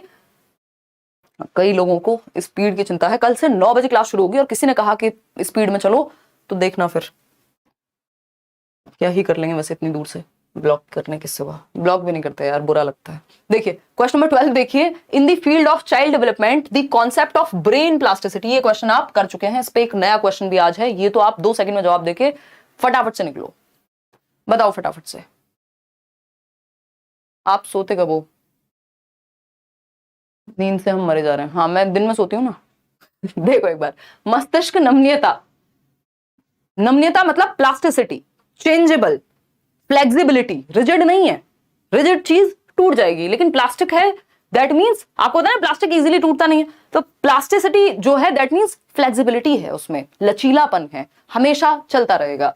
तो इसका जो सही उत्तर है, बात है कॉन्सेप्ट ऑफ ब्रेन प्लास्टिसिटी, यानी ब्रेन जो है आपका प्लास्टिक इन नेचर है, फ्लेक्सिबल है चीजों को सीखने के लिए, और सबसे ज्यादा जो सेंसिटिव होगा वो होगा आपका चाइल्डहुड और एडोलेसेंस के टाइम पे, क्योंकि एडोलेसेंस के अंत तक जाते जाते 15-16 साल की उम्र तक मैक्सिमम जो डेवलपमेंट है आपके ब्रेन का वो हो जाता है। ठीक, तो सेंसिटिव पीरियड पूछे ब्रेन प्लास्टिसिटी का या ब्रेन डेवलपमेंट का, तो भैया अर्ली चाइल्डहुड से लेके पूरा एडोलेसेंस तक, जिसकी हम बात कर रहे हैं अभी। और अगर पूछे लैंग्वेज के बारे में तो वो अर्ली चाइल्डहुड, सब में सेम होता है, इन्फ्लुएंस नहीं करता, एनवायरमेंट का कोई फर्क नहीं पड़ता, एक ही डोमेन जरूरी है, ये सब बेकार बातें हैं, ये हम कर चुके हैं प्रीवियस क्लास में। क्वेश्चन नंबर 13 देखिएगा एक बार फटाफट से, नया क्वेश्चन एकदम फ्रेश। क्वेश्चन नंबर 13 है factors related to heredity of an individual and sources from environmental context, यानी कैसे जेनेटिक्स या आनुवंशिकता के तत्व और वातावरण के तत्व क्या करते हैं, क्या रोल है इनका, बताइए बताइए फटाफट से बताइए। अभी शिप्रा कुछ नहीं कह सकते, इस पे कोर्ट केस लटका हुआ है। पहला ऑप्शन है have no influence on development, यानी विकास की प्रक्रिया पे कोई प्रभाव नहीं पड़ता, आनुवंशिकता और वातावरण के कारक का। फिर पड़ता किसका है भैया? दो ही तो चीजें हैं जिनका आप प्रोडक्ट हो, तीसरा कुछ नहीं है आपके जीवन में। जो भी आज आप हो, या तो हेरिडिटी और एनवायरमेंट, या फिर दोनों का प्रोडक्ट हो आप। दोनों ने अन्योन्य क्रिया करके जो एक प्रोडक्ट दिया है वो आप हैं। या तो आपको हेरिडिटी से मिला होगा, चाहे वो आवाज हो, चाहे वो आपकी शक्ल हो, या फिर एनवायरमेंट से आपने गेन किया है कि बोलना कैसे है। इन दोनों का ही प्रोडक्ट होगा, तीसरा तो कुछ होता नहीं है। तो ऐसा थोड़ी कहेंगे कोई इन्फ्लुएंस नहीं होता, यही तो है दोनों। Interact in complex ways to shape development, हाँ कह सकते हैं जटिल तरीके से परस्पर इनकी क्रिया होती है आनुवंशिकता और वातावरण की, जिसका प्रोडक्ट आपका डेवलपमेंट होगा। बिल्कुल सही बात है। सी ऑप्शन है नेवर इंटरैक्ट और इंपैक्ट डेवलपमेंट। भाई हर टाइम इंटरैक्ट करते रहते हैं। हैव, जैसे कि कोरोना भी आया था तो एनवायरमेंटल फैक्टर हो गया, वो आपके जेनेटिक मेकअप कैसा है उससे इंटरैक्ट करके, मतलब इवन डिजीज तक आपकी हेरिडिटी और एनवायरमेंट के हिसाब से चलती हैं, सबको नहीं होती ना। Have very minimal impact on development, ऐसा नहीं है, बड़ा इंपैक्ट है इसका। तो हम कहेंगे एक जटिल तरीके की पारस्परिक क्रिया करते हैं आपके आनुवंशिकता और वातावरण, और हम उसी का प्रोडक्ट हैं। B option. आगे बढ़ेंगे, क्वेश्चन नंबर 14 देखेंगे। बहुत ही आसान सवाल, लड्डू क्वेश्चन, सोते सोते भी आप इसको कर सकते हैं, कई लोग नींद में हैं वो भी इसको बता पाएंगे। पहला जो क्वेश्चन है, question number 14, which domain of child development deals with the affective component. Affective, effective नहीं, इफेक्टिव होता है प्रभावशाली, अफेक्टिव होता है भावात्मक, ठीक है ना। बाल विकास का कौन सा क्षेत्र पूछा है, कौन सा क्षेत्र बच्चों के व्यक्तित्व के भावनात्मक घटक से संबंधित है, जैसे कि व्यक्तियों, वस्तुओं व उसके आसपास के प्रति बच्चों की भावनाएं, भावनाओं की बात हो रही है ना, भावनाओं की बात हो रही है। और भावनाएं किससे संबंधित हैं? इमोशनल डेवलपमेंट से। और इमोशनल डेवलपमेंट कहाँ है? यहाँ है, ठीक है ना। सामवेगिक विकास, इसका हिंट मैंने आपको एक और क्वेश्चन में दिया था आज, अगर आपने ध्यान दिया होगा तो। विकास के तीन मुख्य पक्ष पीसीएस और ई, ये एक साथ ही जुड़े हुए हैं। फिजिकल, कॉग्निटिव, सोशल, इमोशनल, या सोशियो इमोशनल भी कह देते हैं। इस इमोशनल पक्ष को अफेक्टिव डोमेन भी कहते हैं, जो बीएस ब्लूम की टेक्सोनॉमी है। अफेक्टिव मतलब इमोशन से जुड़ा हुआ, साइकोमोटर रिलेटेड है मतलब फिजिकल एक्टिविटी से। कॉग्निटिव को हम थिंकिंग डोमेन भी या कॉग्निटिव ही कहते हैं, ठीक। तो पूछ सकता है कि फीलिंग एस्पेक्ट ऑफ इमोशंस, तो अफेक्टिव डोमेन से ही जुड़ा हुआ होता है, अफेक्टिव कंपोनेंट से, ठीक। फिजिकल, अब फीलिंग फिजिकल थोड़ी ना होती है, फिजिकल उसके रेपरकशन हो सकते हैं कि आपको डर लग रहा है, आपका हाथ कांपने लगे, लेकिन वो फीलिंग से आई है ना वो चीज। स्पिरिचुअल का कोई रोल नहीं है, हम कोई डेवलपमेंट का टाइप नहीं पढ़ते। स्पिरिचुअल, कॉग्निटिव दिमाग से रिलेटेड, थिंकिंग एस्पेक्ट से रिलेटेड होता तो हम कॉग्निटिव की बात करते। आगे बढ़ेंगे, बहुत आसान क्वेश्चन था। चलिए क्वेश्चन नंबर 15 देखिएगा। 31 क्वेश्चंस करने हैं हमें, 15 और बचेंगे इसके बाद बस। क्वेश्चन नंबर 15 है, in the context of physical development, शारीरिक विकास के संदर्भ में यदि हम बात करें, children acquire dash before achieving the capacity to use dash, यानी बच्चे पहले शारीरिक विकास के क्रम में पहले क्या एक्वायर कर लेते हैं, कौन सी चीज बाद में आती है। तो पहले बच्चे ग्रॉस मोटर स्किल्स को एक्वायर करते हैं, बाद में फाइन को, या पहले फाइन मोटर स्किल्स आ जाती हैं, बाद में ग्रॉस आती हैं, पहले लैंग्वेज आती है, बाद में एनालिटिकल रीजनिंग आती है। अब जो समझदार व्यक्ति होगा उसने देख लिया, पूछा तो था फिजिकल डेवलपमेंट के इन the context of physical development, यहां ये कह रहे हैं रीजनिंग की बात हो रही है, कॉग्निटिव डेवलपमेंट की कहानियां गाने लग गए, तो ये दोनों ऑप्शन तो बनते ही नहीं है भाई। जब बात ही फिजिकल डेवलपमेंट की हो रही है तो हम कॉग्निटिव को क्यों यहां काउंट करें, हम संज्ञानात्मक की बात क्यों करें, यहां पे खत्म हो गए, ये दोनों ऑप्शंस एलिमिनेट कर दिए। यही एलिमिनेशन मेथड है कि आप अपनी समझदारी से दो ऑप्शन तो शुरुआत में हटा सकते हैं अगर चाहें तो, ठीक है ना। तो अगर हम बात करें तो कह सकते हैं कि इन the context of physical development पहले होता है ग्रॉस मोटर का development, gross motor skills. Gross motor skills यानी आपके शरीर की बड़ी मांसपेशियां, आपके पैरों पे, आपके हाथों पर, हाथ भी क्या, आर्म्स, ये भुजाएं आपकी, इन सब पे कंट्रोल आता है आपके शरीर की बड़ी मांसपेशियों पर। फिर धीरे धीरे आपका फाइन मोटर स्किल्स, सूक्ष्म गतिक कौशल। भाई आप चलना पहले सीख लेते हैं, पेन पकड़ना या पेन को चलाना बाद में सीख पाते हैं प्रॉपरली, ठीक है ना। या खड़े होना आप पहले सीख लेते हैं, हाथ पैर से रोना आप पहले सीख लेते हैं, किसी चीज को पकड़ना आप सीख लेते हैं, लेकिन लिखना प्रॉपरली आप बाद में सीखते हैं। तो ग्रॉस टू फाइन की बात हो रही है। तो सबसे पहले जो इसमें ग्रॉस टू फाइन जाता है आपका, ये प्रॉक्सिमो डिस्टल से भी जोड़ सकते हो उसको, जनरल टू स्पेसिफिक डेवलपमेंट से भी जोड़ सकते हो, सिंपल टू कॉम्प्लेक्स से भी जोड़ सकते हो, ठीक है ना। तो ग्रॉस मोटर स्किल्स, चलना फिरना, दौड़ना भागना। फाइन मोटर स्किल्स आपकी ड्राइंग हो गई, पेंटिंग हो गई, रीडिंग राइटिंग, ये सब, ठीक। क्वेश्चन नंबर 16, अभी एक और क्वेश्चन आएगा इससे खतरनाक, इसी टॉपिक पे आएगा, आगे जवाब देना फिर उसका। क्वेश्चन नंबर 16 है contemporary theories of child development view children as. Contemporary theory, ये क्वेश्चन आया था पहले भी ऑफलाइन में भी, उसके बाद ये ऑनलाइन में भी आया, बस थोड़ा सा चेंज करके पूछ लेते हैं। और इसमें कई सारे टीचर्स भी गलत ही जवाब इसका देते हुए चल रहे थे, है ना, क्योंकि इसको समझने वाला क्वेश्चन है ये, ठीक है ना। डायरेक्ट नहीं कर सकते चपरा, कुछ करना पड़ेगा आपको। मास्टर्स के लिए देख सकते हो कौन सा कॉम्बिनेशन बन रहा है आपका, उसके लिए नोटिफिकेशन देखना पड़ेगा। अभी यहां फोकस कर लेते हैं, डिस्टर्बेंस हो जाता है क्लास के बीच में। Contemporary theories of child development view children as, समकालीन सिद्धांत। कॉन्टेम्परेरी थियरीज जब भी लिखा हुआ है, इसका मतलब कॉन्टेम्परेरी का मतलब ही होता है समकालीन, उस समय में, जिस समय की बात हो रही है उस समय की बात हो रही है। देख रहे हो ना, जिस समय की बात हो रही है उस समय की बात हो रही है। इसका मतलब क्या हुआ भाई, आज के समय में या जो भी समय चल रहा है उस समय की बात जब हो रही है तो वो कॉन्टेम्परेरी है ना, यानी रिसेंसी में या रिसेंट टाइम्स में, ठीक, समझे। तो अगर हम बात करें कॉन्टेम्परेरी, इससे ये आपको वैसे भी समझ में आ सकता है, बॉलीवुड से बहुत अच्छे समझ में आता है लोगों को। जैसे हम ये कह सकते हैं कि शाहरुख खान, सलमान खान और आमिर खान क्या है, कॉन्टेम्परेरी एक्टर्स हैं, मतलब अपने समय के, अपने समय वाली बात हो रही है कि एक समय में जो चीजें एग्जिस्ट कर रही हैं, ठीक है ना, समकालीन है। तो यहां कॉन्टेम्परेरी थियरीज की जब हम बात कर रहे हैं, मतलब आज के समय की बात हो रही है, यहां ये अपने आप मान लेना है, ठीक है ना। तो कौन सी चाइल्डहुड की कौन सी धारणा को ये मानते हैं, या डेवलपमेंट को कैसे देखते हैं बच्चों के, ब्लैंक स्लेट मानते हैं। भैया आज के समय में ब्लैंक स्लेट नहीं मानते हैं, 17वीं शताब्दी में ब्लैंक स्लेट मानते थे, 17th सेंचुरी में, जब जॉन लॉक कहते थे कि mind of a child is tabula rasa, यानी खाली तख्ती है, एम्प्टी वेसल है बच्चे का दिमाग, बिहेवियरिज्म है, कुछ भी भर दो, कुछ भी मोल्ड कर दो, ऐसा आज नहीं मानते। तो ये तो 17वीं शताब्दी की बात हो गई। आज की बात करो कॉन्टेम्परेरी टाइम्स की। Active purposeful beings who contribute substantially to their own development, यानी सक्रिय उद्देश्यपूर्ण प्राणी हैं बच्चे, और उनका विकास जो कंट्रीब्यूट करते हैं सब्सटेंशियली अपने डेवलपमेंट में, यानी बच्चे एक्टिवली पार्टिसिपेट करते हैं और बच्चे का विकास होता है, वो एक्टिव पार्टिसिपेंट्स हैं, सक्रिय भागीदार हैं। बिल्कुल सही बात है।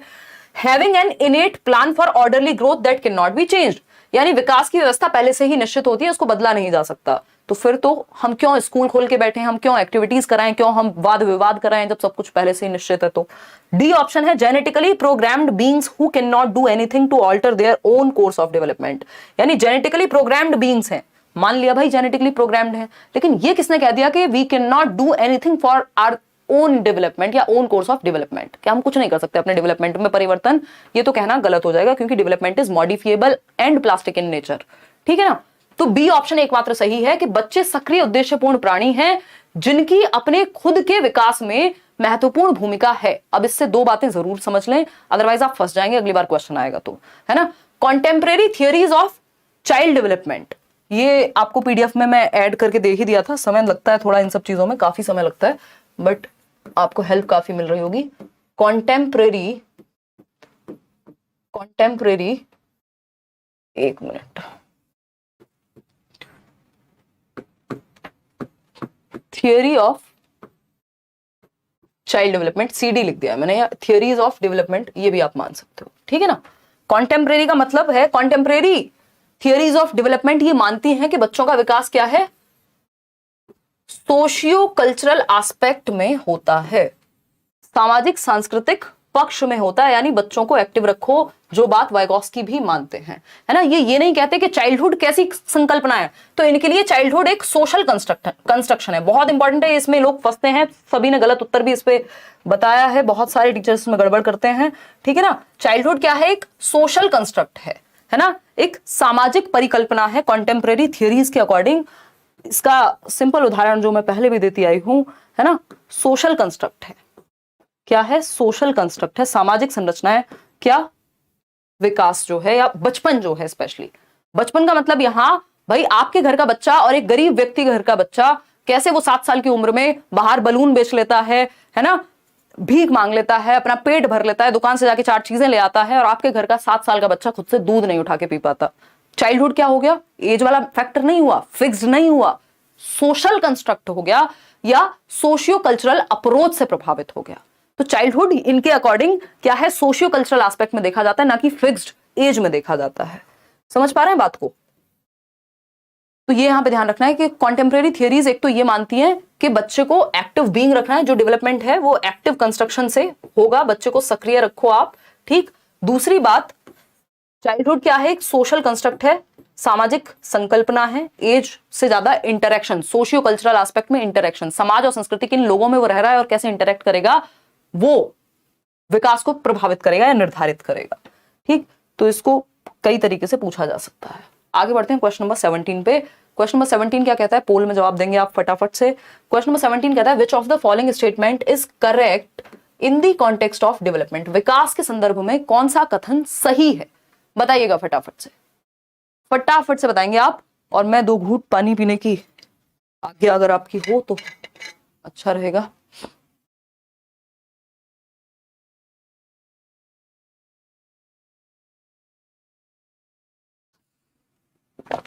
देखिएगा कौन व्यक्ति है जो ये लाल पीले इमोजी बना रहा है भाई।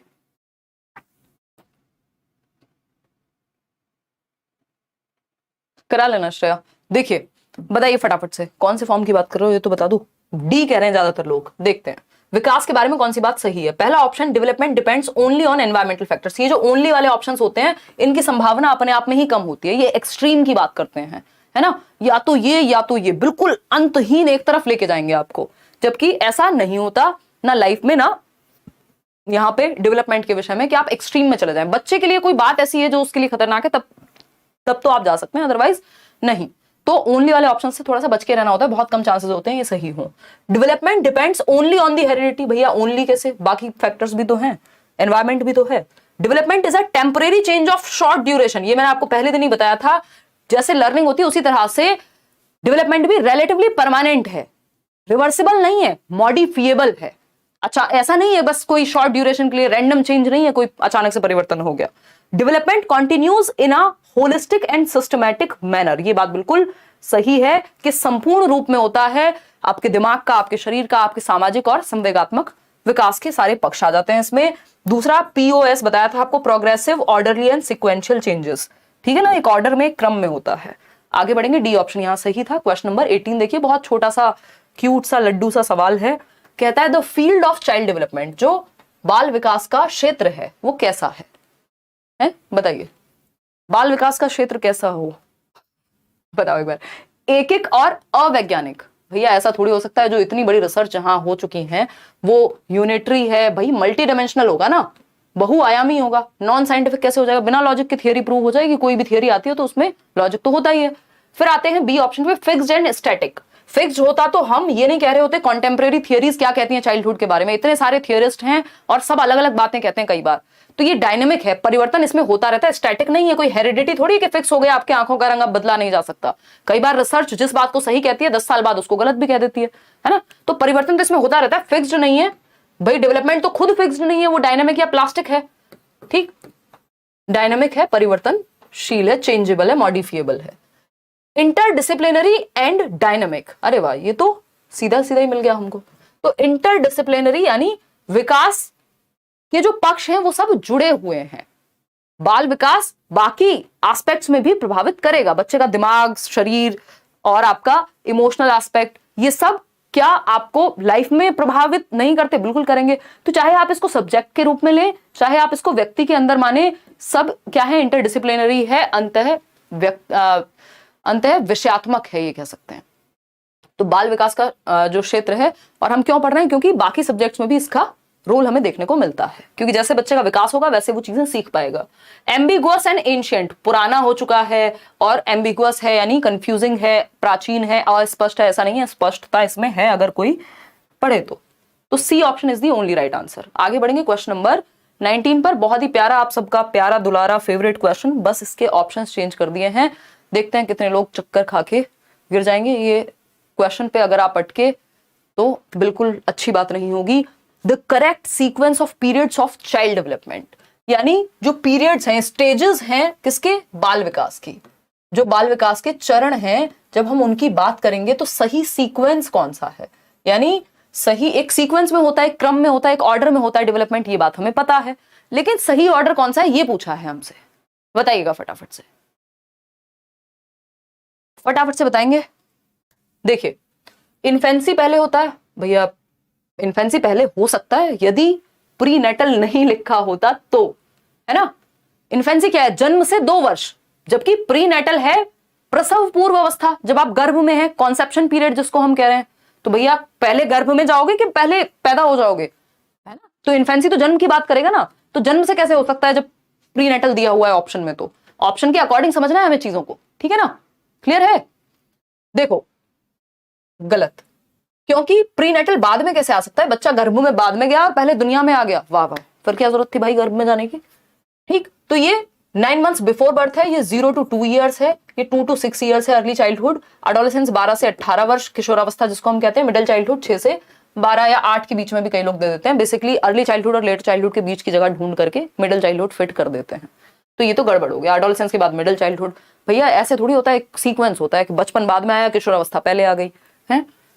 Prenatal, early childhood, infancy, middle childhood and adolescence. देखिए प्रीनेटल ठीक था, बिल्कुल ठीक था, लेकिन इन्फेंसी इसके बाद आना था, इन्होंने अर्ली चाइल्डहुड को बीच में डाल दिया, गड़बड़ हो गई बात। दिखाना इसमें कितने लोग सही उत्तर दे रहे हैं, 78%। मतलब इससे आसान ऑप्शन दुनिया में अवेलेबल नहीं है आज के समय में, फिर भी आप गलत उत्तर दे रहे हैं, बताओ। 68% लोग सही दे रहे हैं, ये भी खुशी की बात है, या 70। प्रीनेटल बिल्कुल सही है, इन्फेंसी बिल्कुल सही है, अर्ली चाइल्डहुड एकदम सही है, एडोलेसेंस सही है, बट ये मिडिल चाइल्डहुड यहाँ क्यों डाल दिया भाई। तो अगर आपने पूरा क्वेश्चन ठीक से नहीं पढ़ा, आप जल्दबाजी में वहां जल्दबाजी ही कराएंगे, जल्दी करनी थी, जल्दबाजी कराएंगे और नंबर चला जाएगा। अब बचता ही एक ऑप्शन है, यही सही होगा। Prenatal, infancy, early childhood, middle childhood, adolescence, बिल्कुल सही बात है। अर्ली चाइल्डहुड की जगह अगर लेटर चाइल्डहुड लिखा होता तब भी सही होता। तो डी ऑप्शन एकमात्र सही उत्तर है यहाँ, है ना। चलिए खैर आगे बढ़ेंगे। क्वेश्चन नंबर 20 देखिएगा, अभी बहुत प्यारे प्यारे क्वेश्चन बाकी हैं। Development is the result of nature and nurture. Nature किसको कहते हैं हम, प्रकृति को। प्रकृति क्या है, हेरिडिटी है, जिसको परिवर्तित नहीं किया जा सकता। इसको स्टैटिक मानते हैं या फिक्स्ड मानते हैं।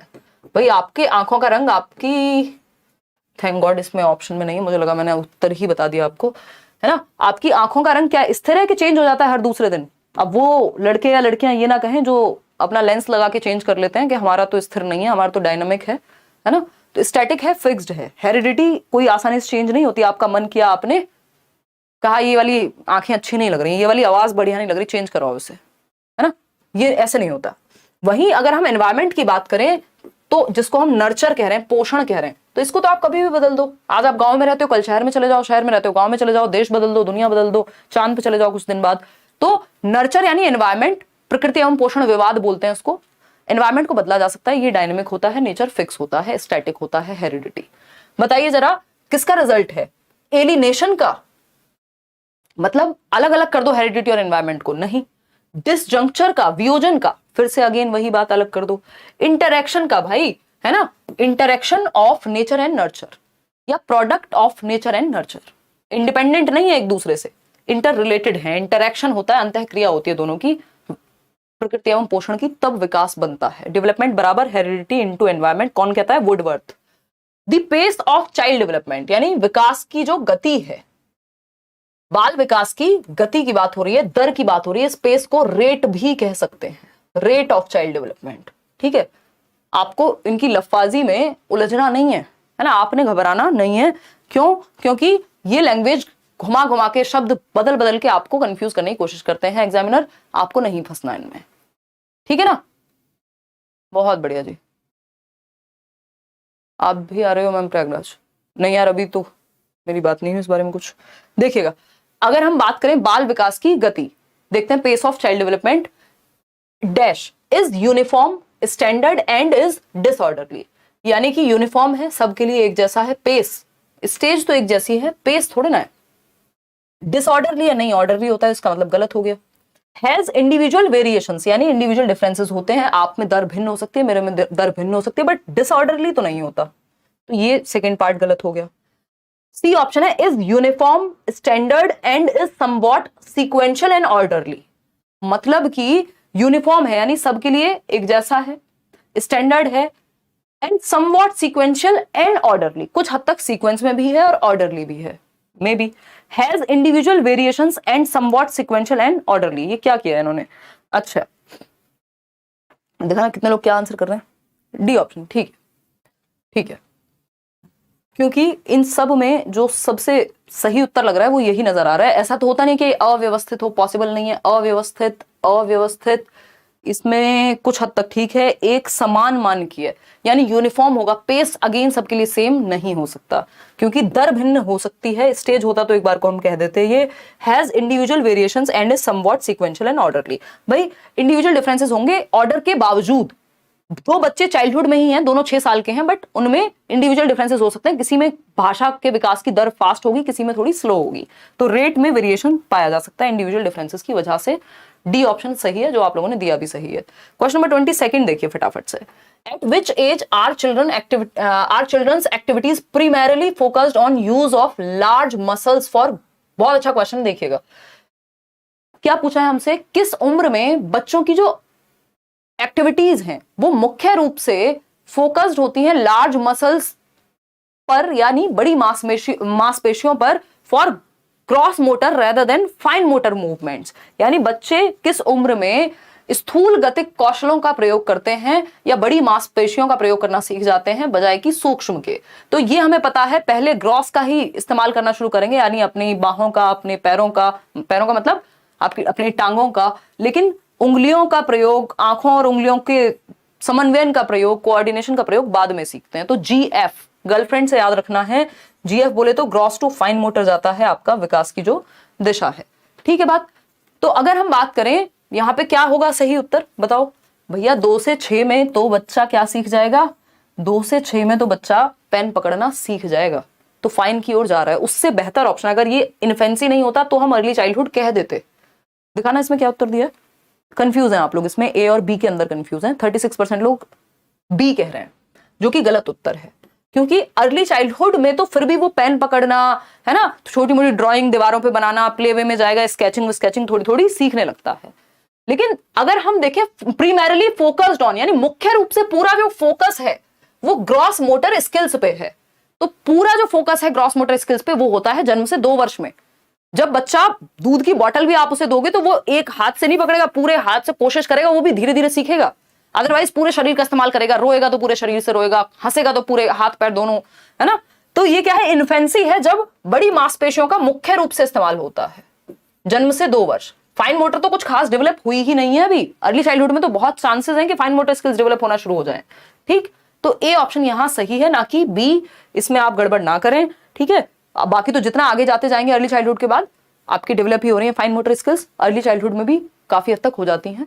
ठीक है ना, 3 से 6 वर्ष में तो बहुत अच्छा प्यारा टाइम है फाइन मोटर स्किल्स के डेवलपमेंट का। हम बच्चे को क्ले मिट्टी दे देते हैं जिससे वो कोई भी शेप बना लेता है ना। तो उससे क्या होता है, फाइन मोटर स्किल्स, आपकी आंखों का और हाथों की जो मसल्स है, मांसपेशियां हैं, वो अच्छी विकसित हो जाती हैं कि बच्चे गुड़िया गुड्डे बना रहे हैं कुछ। वो क्ले मिट्टी आती है ना, चिकनी मिट्टी एक तरह की। तो ये इन्फेंसी में लेकिन मुख्य रूप से बड़ी मांसपेशियों का ही प्रयोग है, क्योंकि वो रोएगा भी तो शरीर से रोएगा, कुछ ऐसा कुछ पेन वेन पकड़ना या कुछ भी उसके मतलब की बात नहीं है जन्म से 2 वर्ष वाले बच्चे के लिए। क्वेश्चन नंबर 23 देखिए फटाफट से। ये क्या कहता है, early childhood is a dash period for emotional development. Early childhood मतलब पूर्व बाल्यावस्था या प्रारंभिक बाल्यावस्था, 2 से 6 वर्ष की अवस्था, इसी को टॉय एज कहते हैं, है ना। रीड में क्वेश्चन आ चुका है, आपको टॉय एज बताने वाले अलग अलग लोग मिल जाएंगे, बट 1 नंबर के लिए हमको टॉय एज इसी को मानना है। ठीक, उसका रीजन है, कहानी मैं बैच में बताती हूँ हर बार, छोड़ो। तो टॉय एज इसी को कहते हैं। प्ले एज भी अगर हम एरिक एरिक्सन की माने तो यही है। ठीक, इसके अलावा अगर हम देखेंगे यही प्ले एज मतलब प्ले वे में भी, प्ले स्कूल में भी हो जाएगा इसी उम्र में, है ना। और बताओ, प्री गैंग एज भी यही है, गैंग एज से पहले की आयु। ठीक है ना।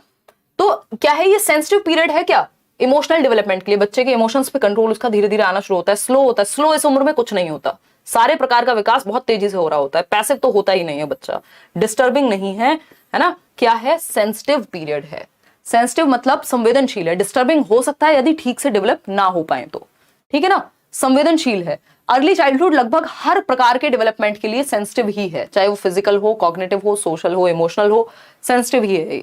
इसी उम्र में बच्चा 4 लोगों से मिलना जुलना सीखता है, इसी उम्र में बच्चा जो है खेलना कूदना सीखता है, इसी उम्र में वो पहली बार गिनतियां सीखेगा, भाषा का विकास बहुत तेजी से हो रहा होगा। ठीक है ना, तो ये लगभग हर एज के लिए सेंसिटिव, मतलब हर चीज के लिए सेंसिटिव पीरियड है अर्ली चाइल्डहुड। क्वेश्चन नंबर 24 देखिए फटाफट से। ये कहता है which of the following statement is not correct. ध्यान से देखिएगा, मैंने बताया था आपको जिस क्वेश्चन में एक्सेप्ट लिखा हो, अलावा, है ना, लीस्ट लिखा हो, है ना, या नॉट लिखा हो, ये तीन शब्द जहां आते हैं वहां ऐसे कान खड़े करके 3 इडियट वाले बहुत ध्यान से उत्तर देना होता है, अदरवाइज फंस जाएंगे आप आंसर करने में। तो विकास के संदर्भ में निम्न में से कौन सा कथन सही नहीं है? पहला ऑप्शन है children develop at different rates, यानी बच्चों की विकास की दर भिन्न होती है। दो बच्चे हैं 3 साल के, किसी में भाषा का विकास तेजी से हो रहा होगा, किसमें शारीरिक विकास हो सकता है दूसरे से पहले हो रहा हो। तो ये बात तो सही है बिल्कुल ठीक। हमें पूछा है सही क्या नहीं है। डेवलपमेंट टेक्स प्लेस ग्रेजुअली, बिल्कुल अचानक से एक दिन में थोड़ी होता है डेवलपमेंट, धीरे धीरे ही होता है। डेवलपमेंट इज रिलेटिवली ऑर्डरली, यानी काफी हद तक क्या है, क्रम में होता है। बात तो सही है भाई, पहले आप बच्चे होंगे, फिर आप किशोरावस्था में जाएंगे, फिर आप एक अडल्ट बनेंगे, फिर बुढ़ापा आएगा कहीं जाकर के, ऐसा थोड़ी पहले बुढ़ापा आ गया बाद में बचपन आया। तो एक ऑर्डर होता है। डेवलपमेंट इज ऑलवेज डिसकंटिन्यूअस, ये ऑलवेज कैसे कह सकते हो, वो भी डिसकंटिन्यूअस। कॉन्टिन्यूअस कह देते तो फिर भी हम मान जाते। तो यही गलत है, और जो गलत है वही सही है क्योंकि पूछा ही गलत है। समझ पा रहे हो? तो विकास हमेशा अनिरंतर होता है, ये कहना एकदम गलत होगा। कोई तो कुछ 23 नंबर के बारे में कुछ तो पूछ रहा है पोल में। क्वेश्चन नंबर 23 क्यों लिखा हुआ है? सो गए हैं क्या भैया? देखिए, अगर हम बात करें डेवलपमेंट इज ऑलवेज डिसकंटिन्यूअस, ये बात गलत होगी, बाकी तीनों बातें सही हैं। क्वेश्चन नंबर 25 बताइएगा।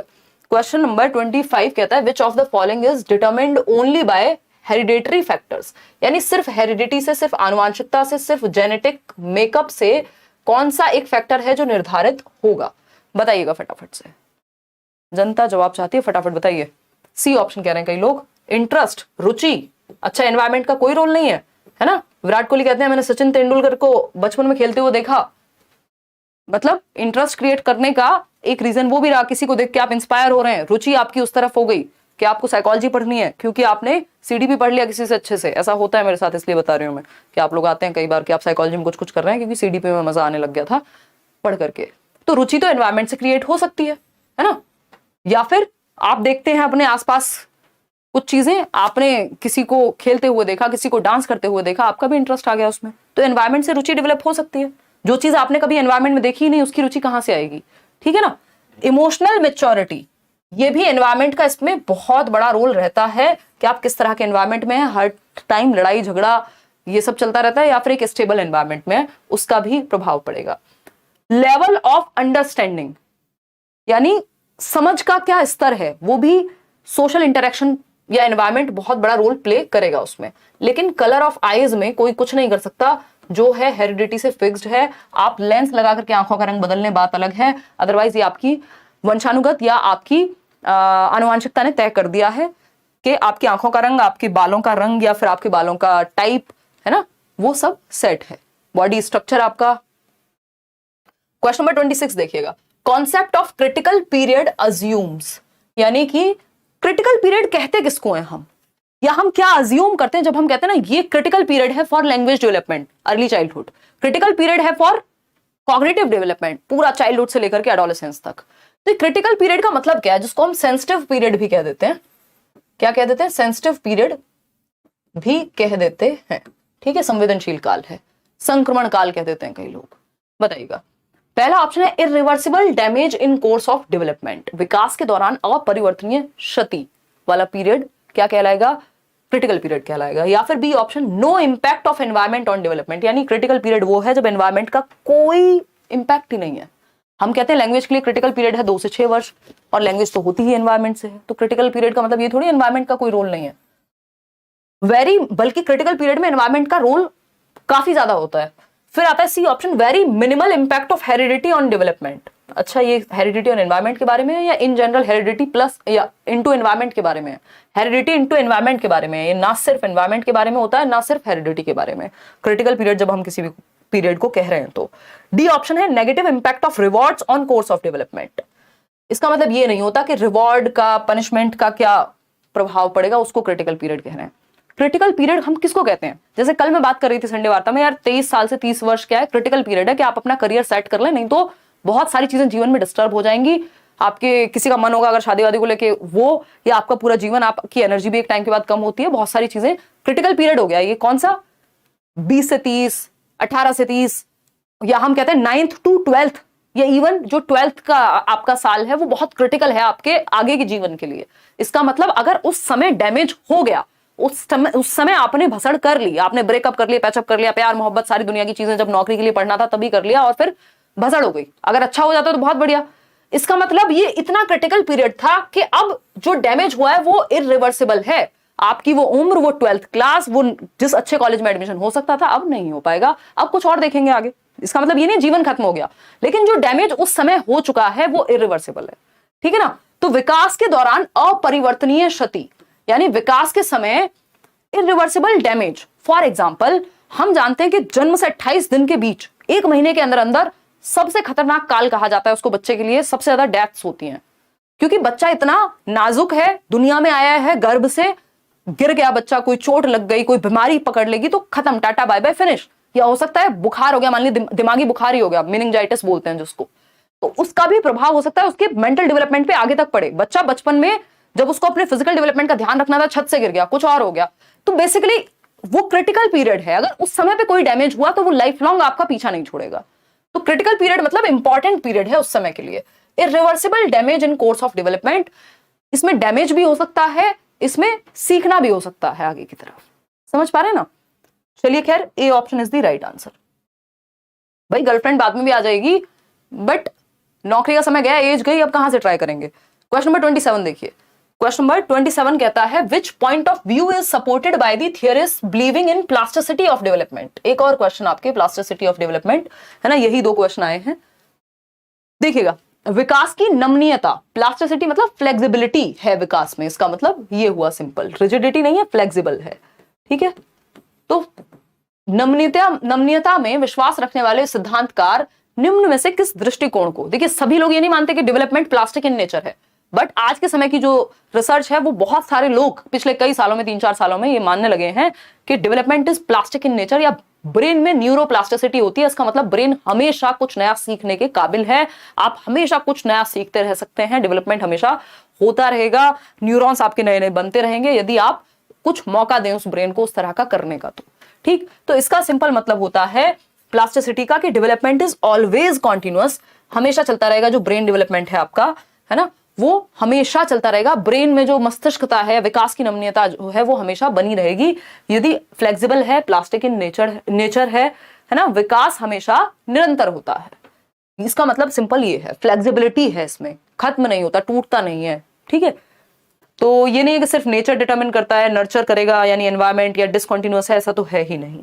तो C option is the only right answer. 2-3 question और बचे हैं। आप लोगों ने बहुत प्यारा जो है रिस्पांस दिया है कि आप इतनी रात को भी इस संख्या में जुड़े रहते हैं और इतने लंबे डिस्कशन में थकते नहीं है ना। देखिएगा, dash is an example of gross motor skills, यानी स्थूल गत्यात्मक कौशल। हमें पता है GF गर्लफ्रेंड से याद रखेंगे, है ना, भूलते भी नहीं है लोग। तो GF का मतलब यहाँ गर्लफ्रेंड से नहीं है, G for gross motor skills, स्थूल गतिक कौशल, और F for fine motor skills, सूक्ष्म गतिक कौशल, ठीक है ना। तो और यही इनकी दिशा होती है, पहले ग्रॉस मोटर स्किल्स यानी आपकी भुजाओं या हाथों पे, आपके आर्म्स पे कंट्रोल और आपकी लेग्स पे कंट्रोल, बाद में आपकी हैंड आई कोऑर्डिनेशन, जैसे पेन पकड़ना, ड्राइंग करना, वो सब फाइन मोटर में जाते हैं, ठीक है ना। काजल लगाना, आईलाइनर लगाना, सब फाइन मोटर का एग्जाम्पल है।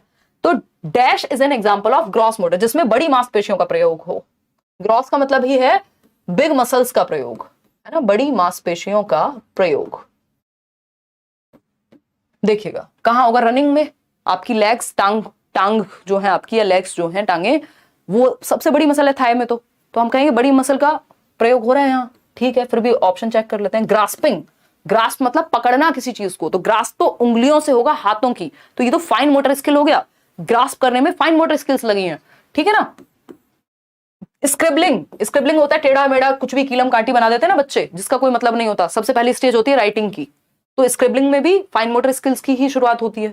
स्क्वीजिंग, नींबू निचोड़ रहे हैं आप, है ना, तो उसमें क्या है, आपकी इन उंगलियों की ही मसल्स का प्रयोग होगा। तो जहां भी हैंड आई कोऑर्डिनेशन या फिंगर्स की मसल्स का या हैंड की मसल का प्रयोग होगा, वो फाइन मोटर स्किल्स हैं। तो रनिंग है जिसमें बड़ी मसल का प्रयोग होगा, जो कि आपकी लेग्स की मसल्स हैं या आर्म्स की मसल्स हैं। तो A option is the only right answer. आगे बढ़ेंगे क्वेश्चन नंबर 29 देखिए फटाफट से। ये कहता है most children learn to hold a glass, ज्यादातर बच्चे पहले ग्लास को पकड़ना सीख जाते हैं before they hold a pen, pen पकड़ने से पहले बच्चा ग्लास पकड़ना सीख जाता है। अभी हम बात कर रहे थे ना, बच्चा दूध पीने वाली जो बॉटल होती है तो धीरे धीरे वो उसको दोनों हाथों से होल्ड करना तो सीख ही जाता है, पेन तो बहुत बाद में जाके सीखेगा पकड़ना। सही बात है कि नहीं है?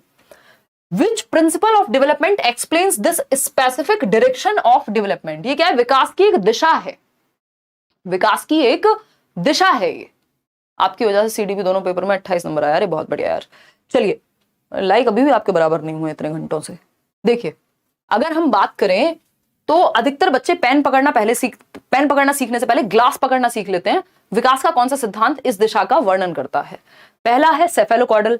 भैया सेफेलोकॉर्डल तो हेड टू टो होता है कि पहले गर्दन पे कंट्रोल आएगा, फिर पैर के अंगूठे तक जाएगा वो कंट्रोल, है ना। सर, सेफेल का मतलब ये खोपड़ी, ठीक।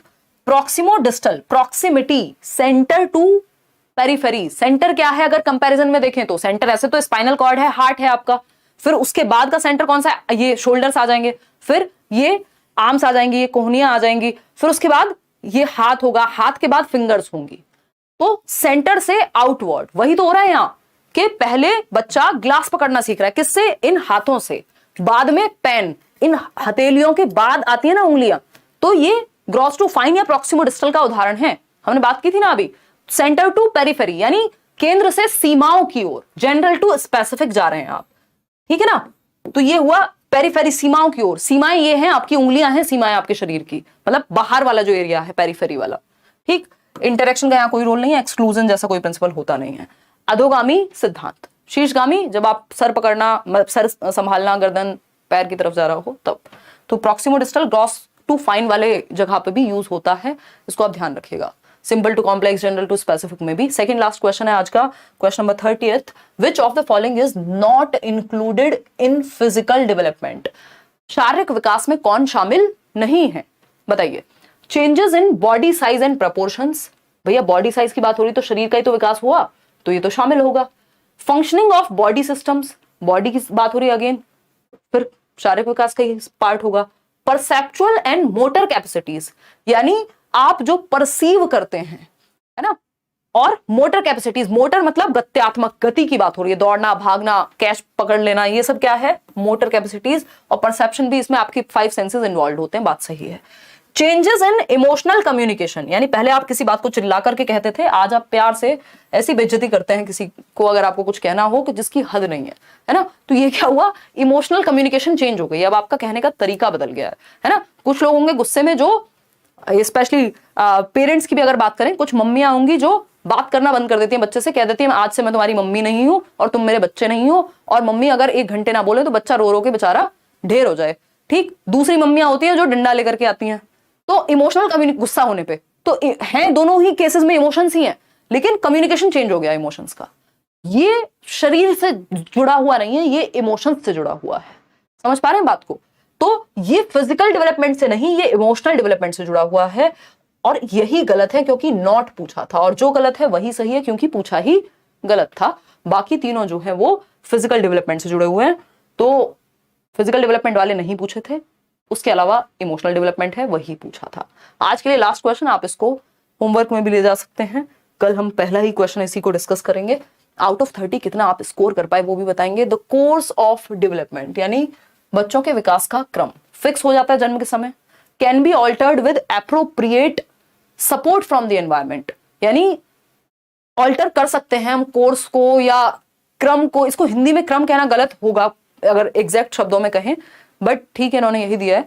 तो जो कोर्स है, जिस तरह से अनफोल्ड होता है विकास, उसको कुछ हद तक ऑल्टर किया जा सकता है एनवायरमेंट के सपोर्ट से, या फिर यूनिफॉर्म है और same pattern across cultures follow करता है, या फिर is totally unpredictable since it is disorderly.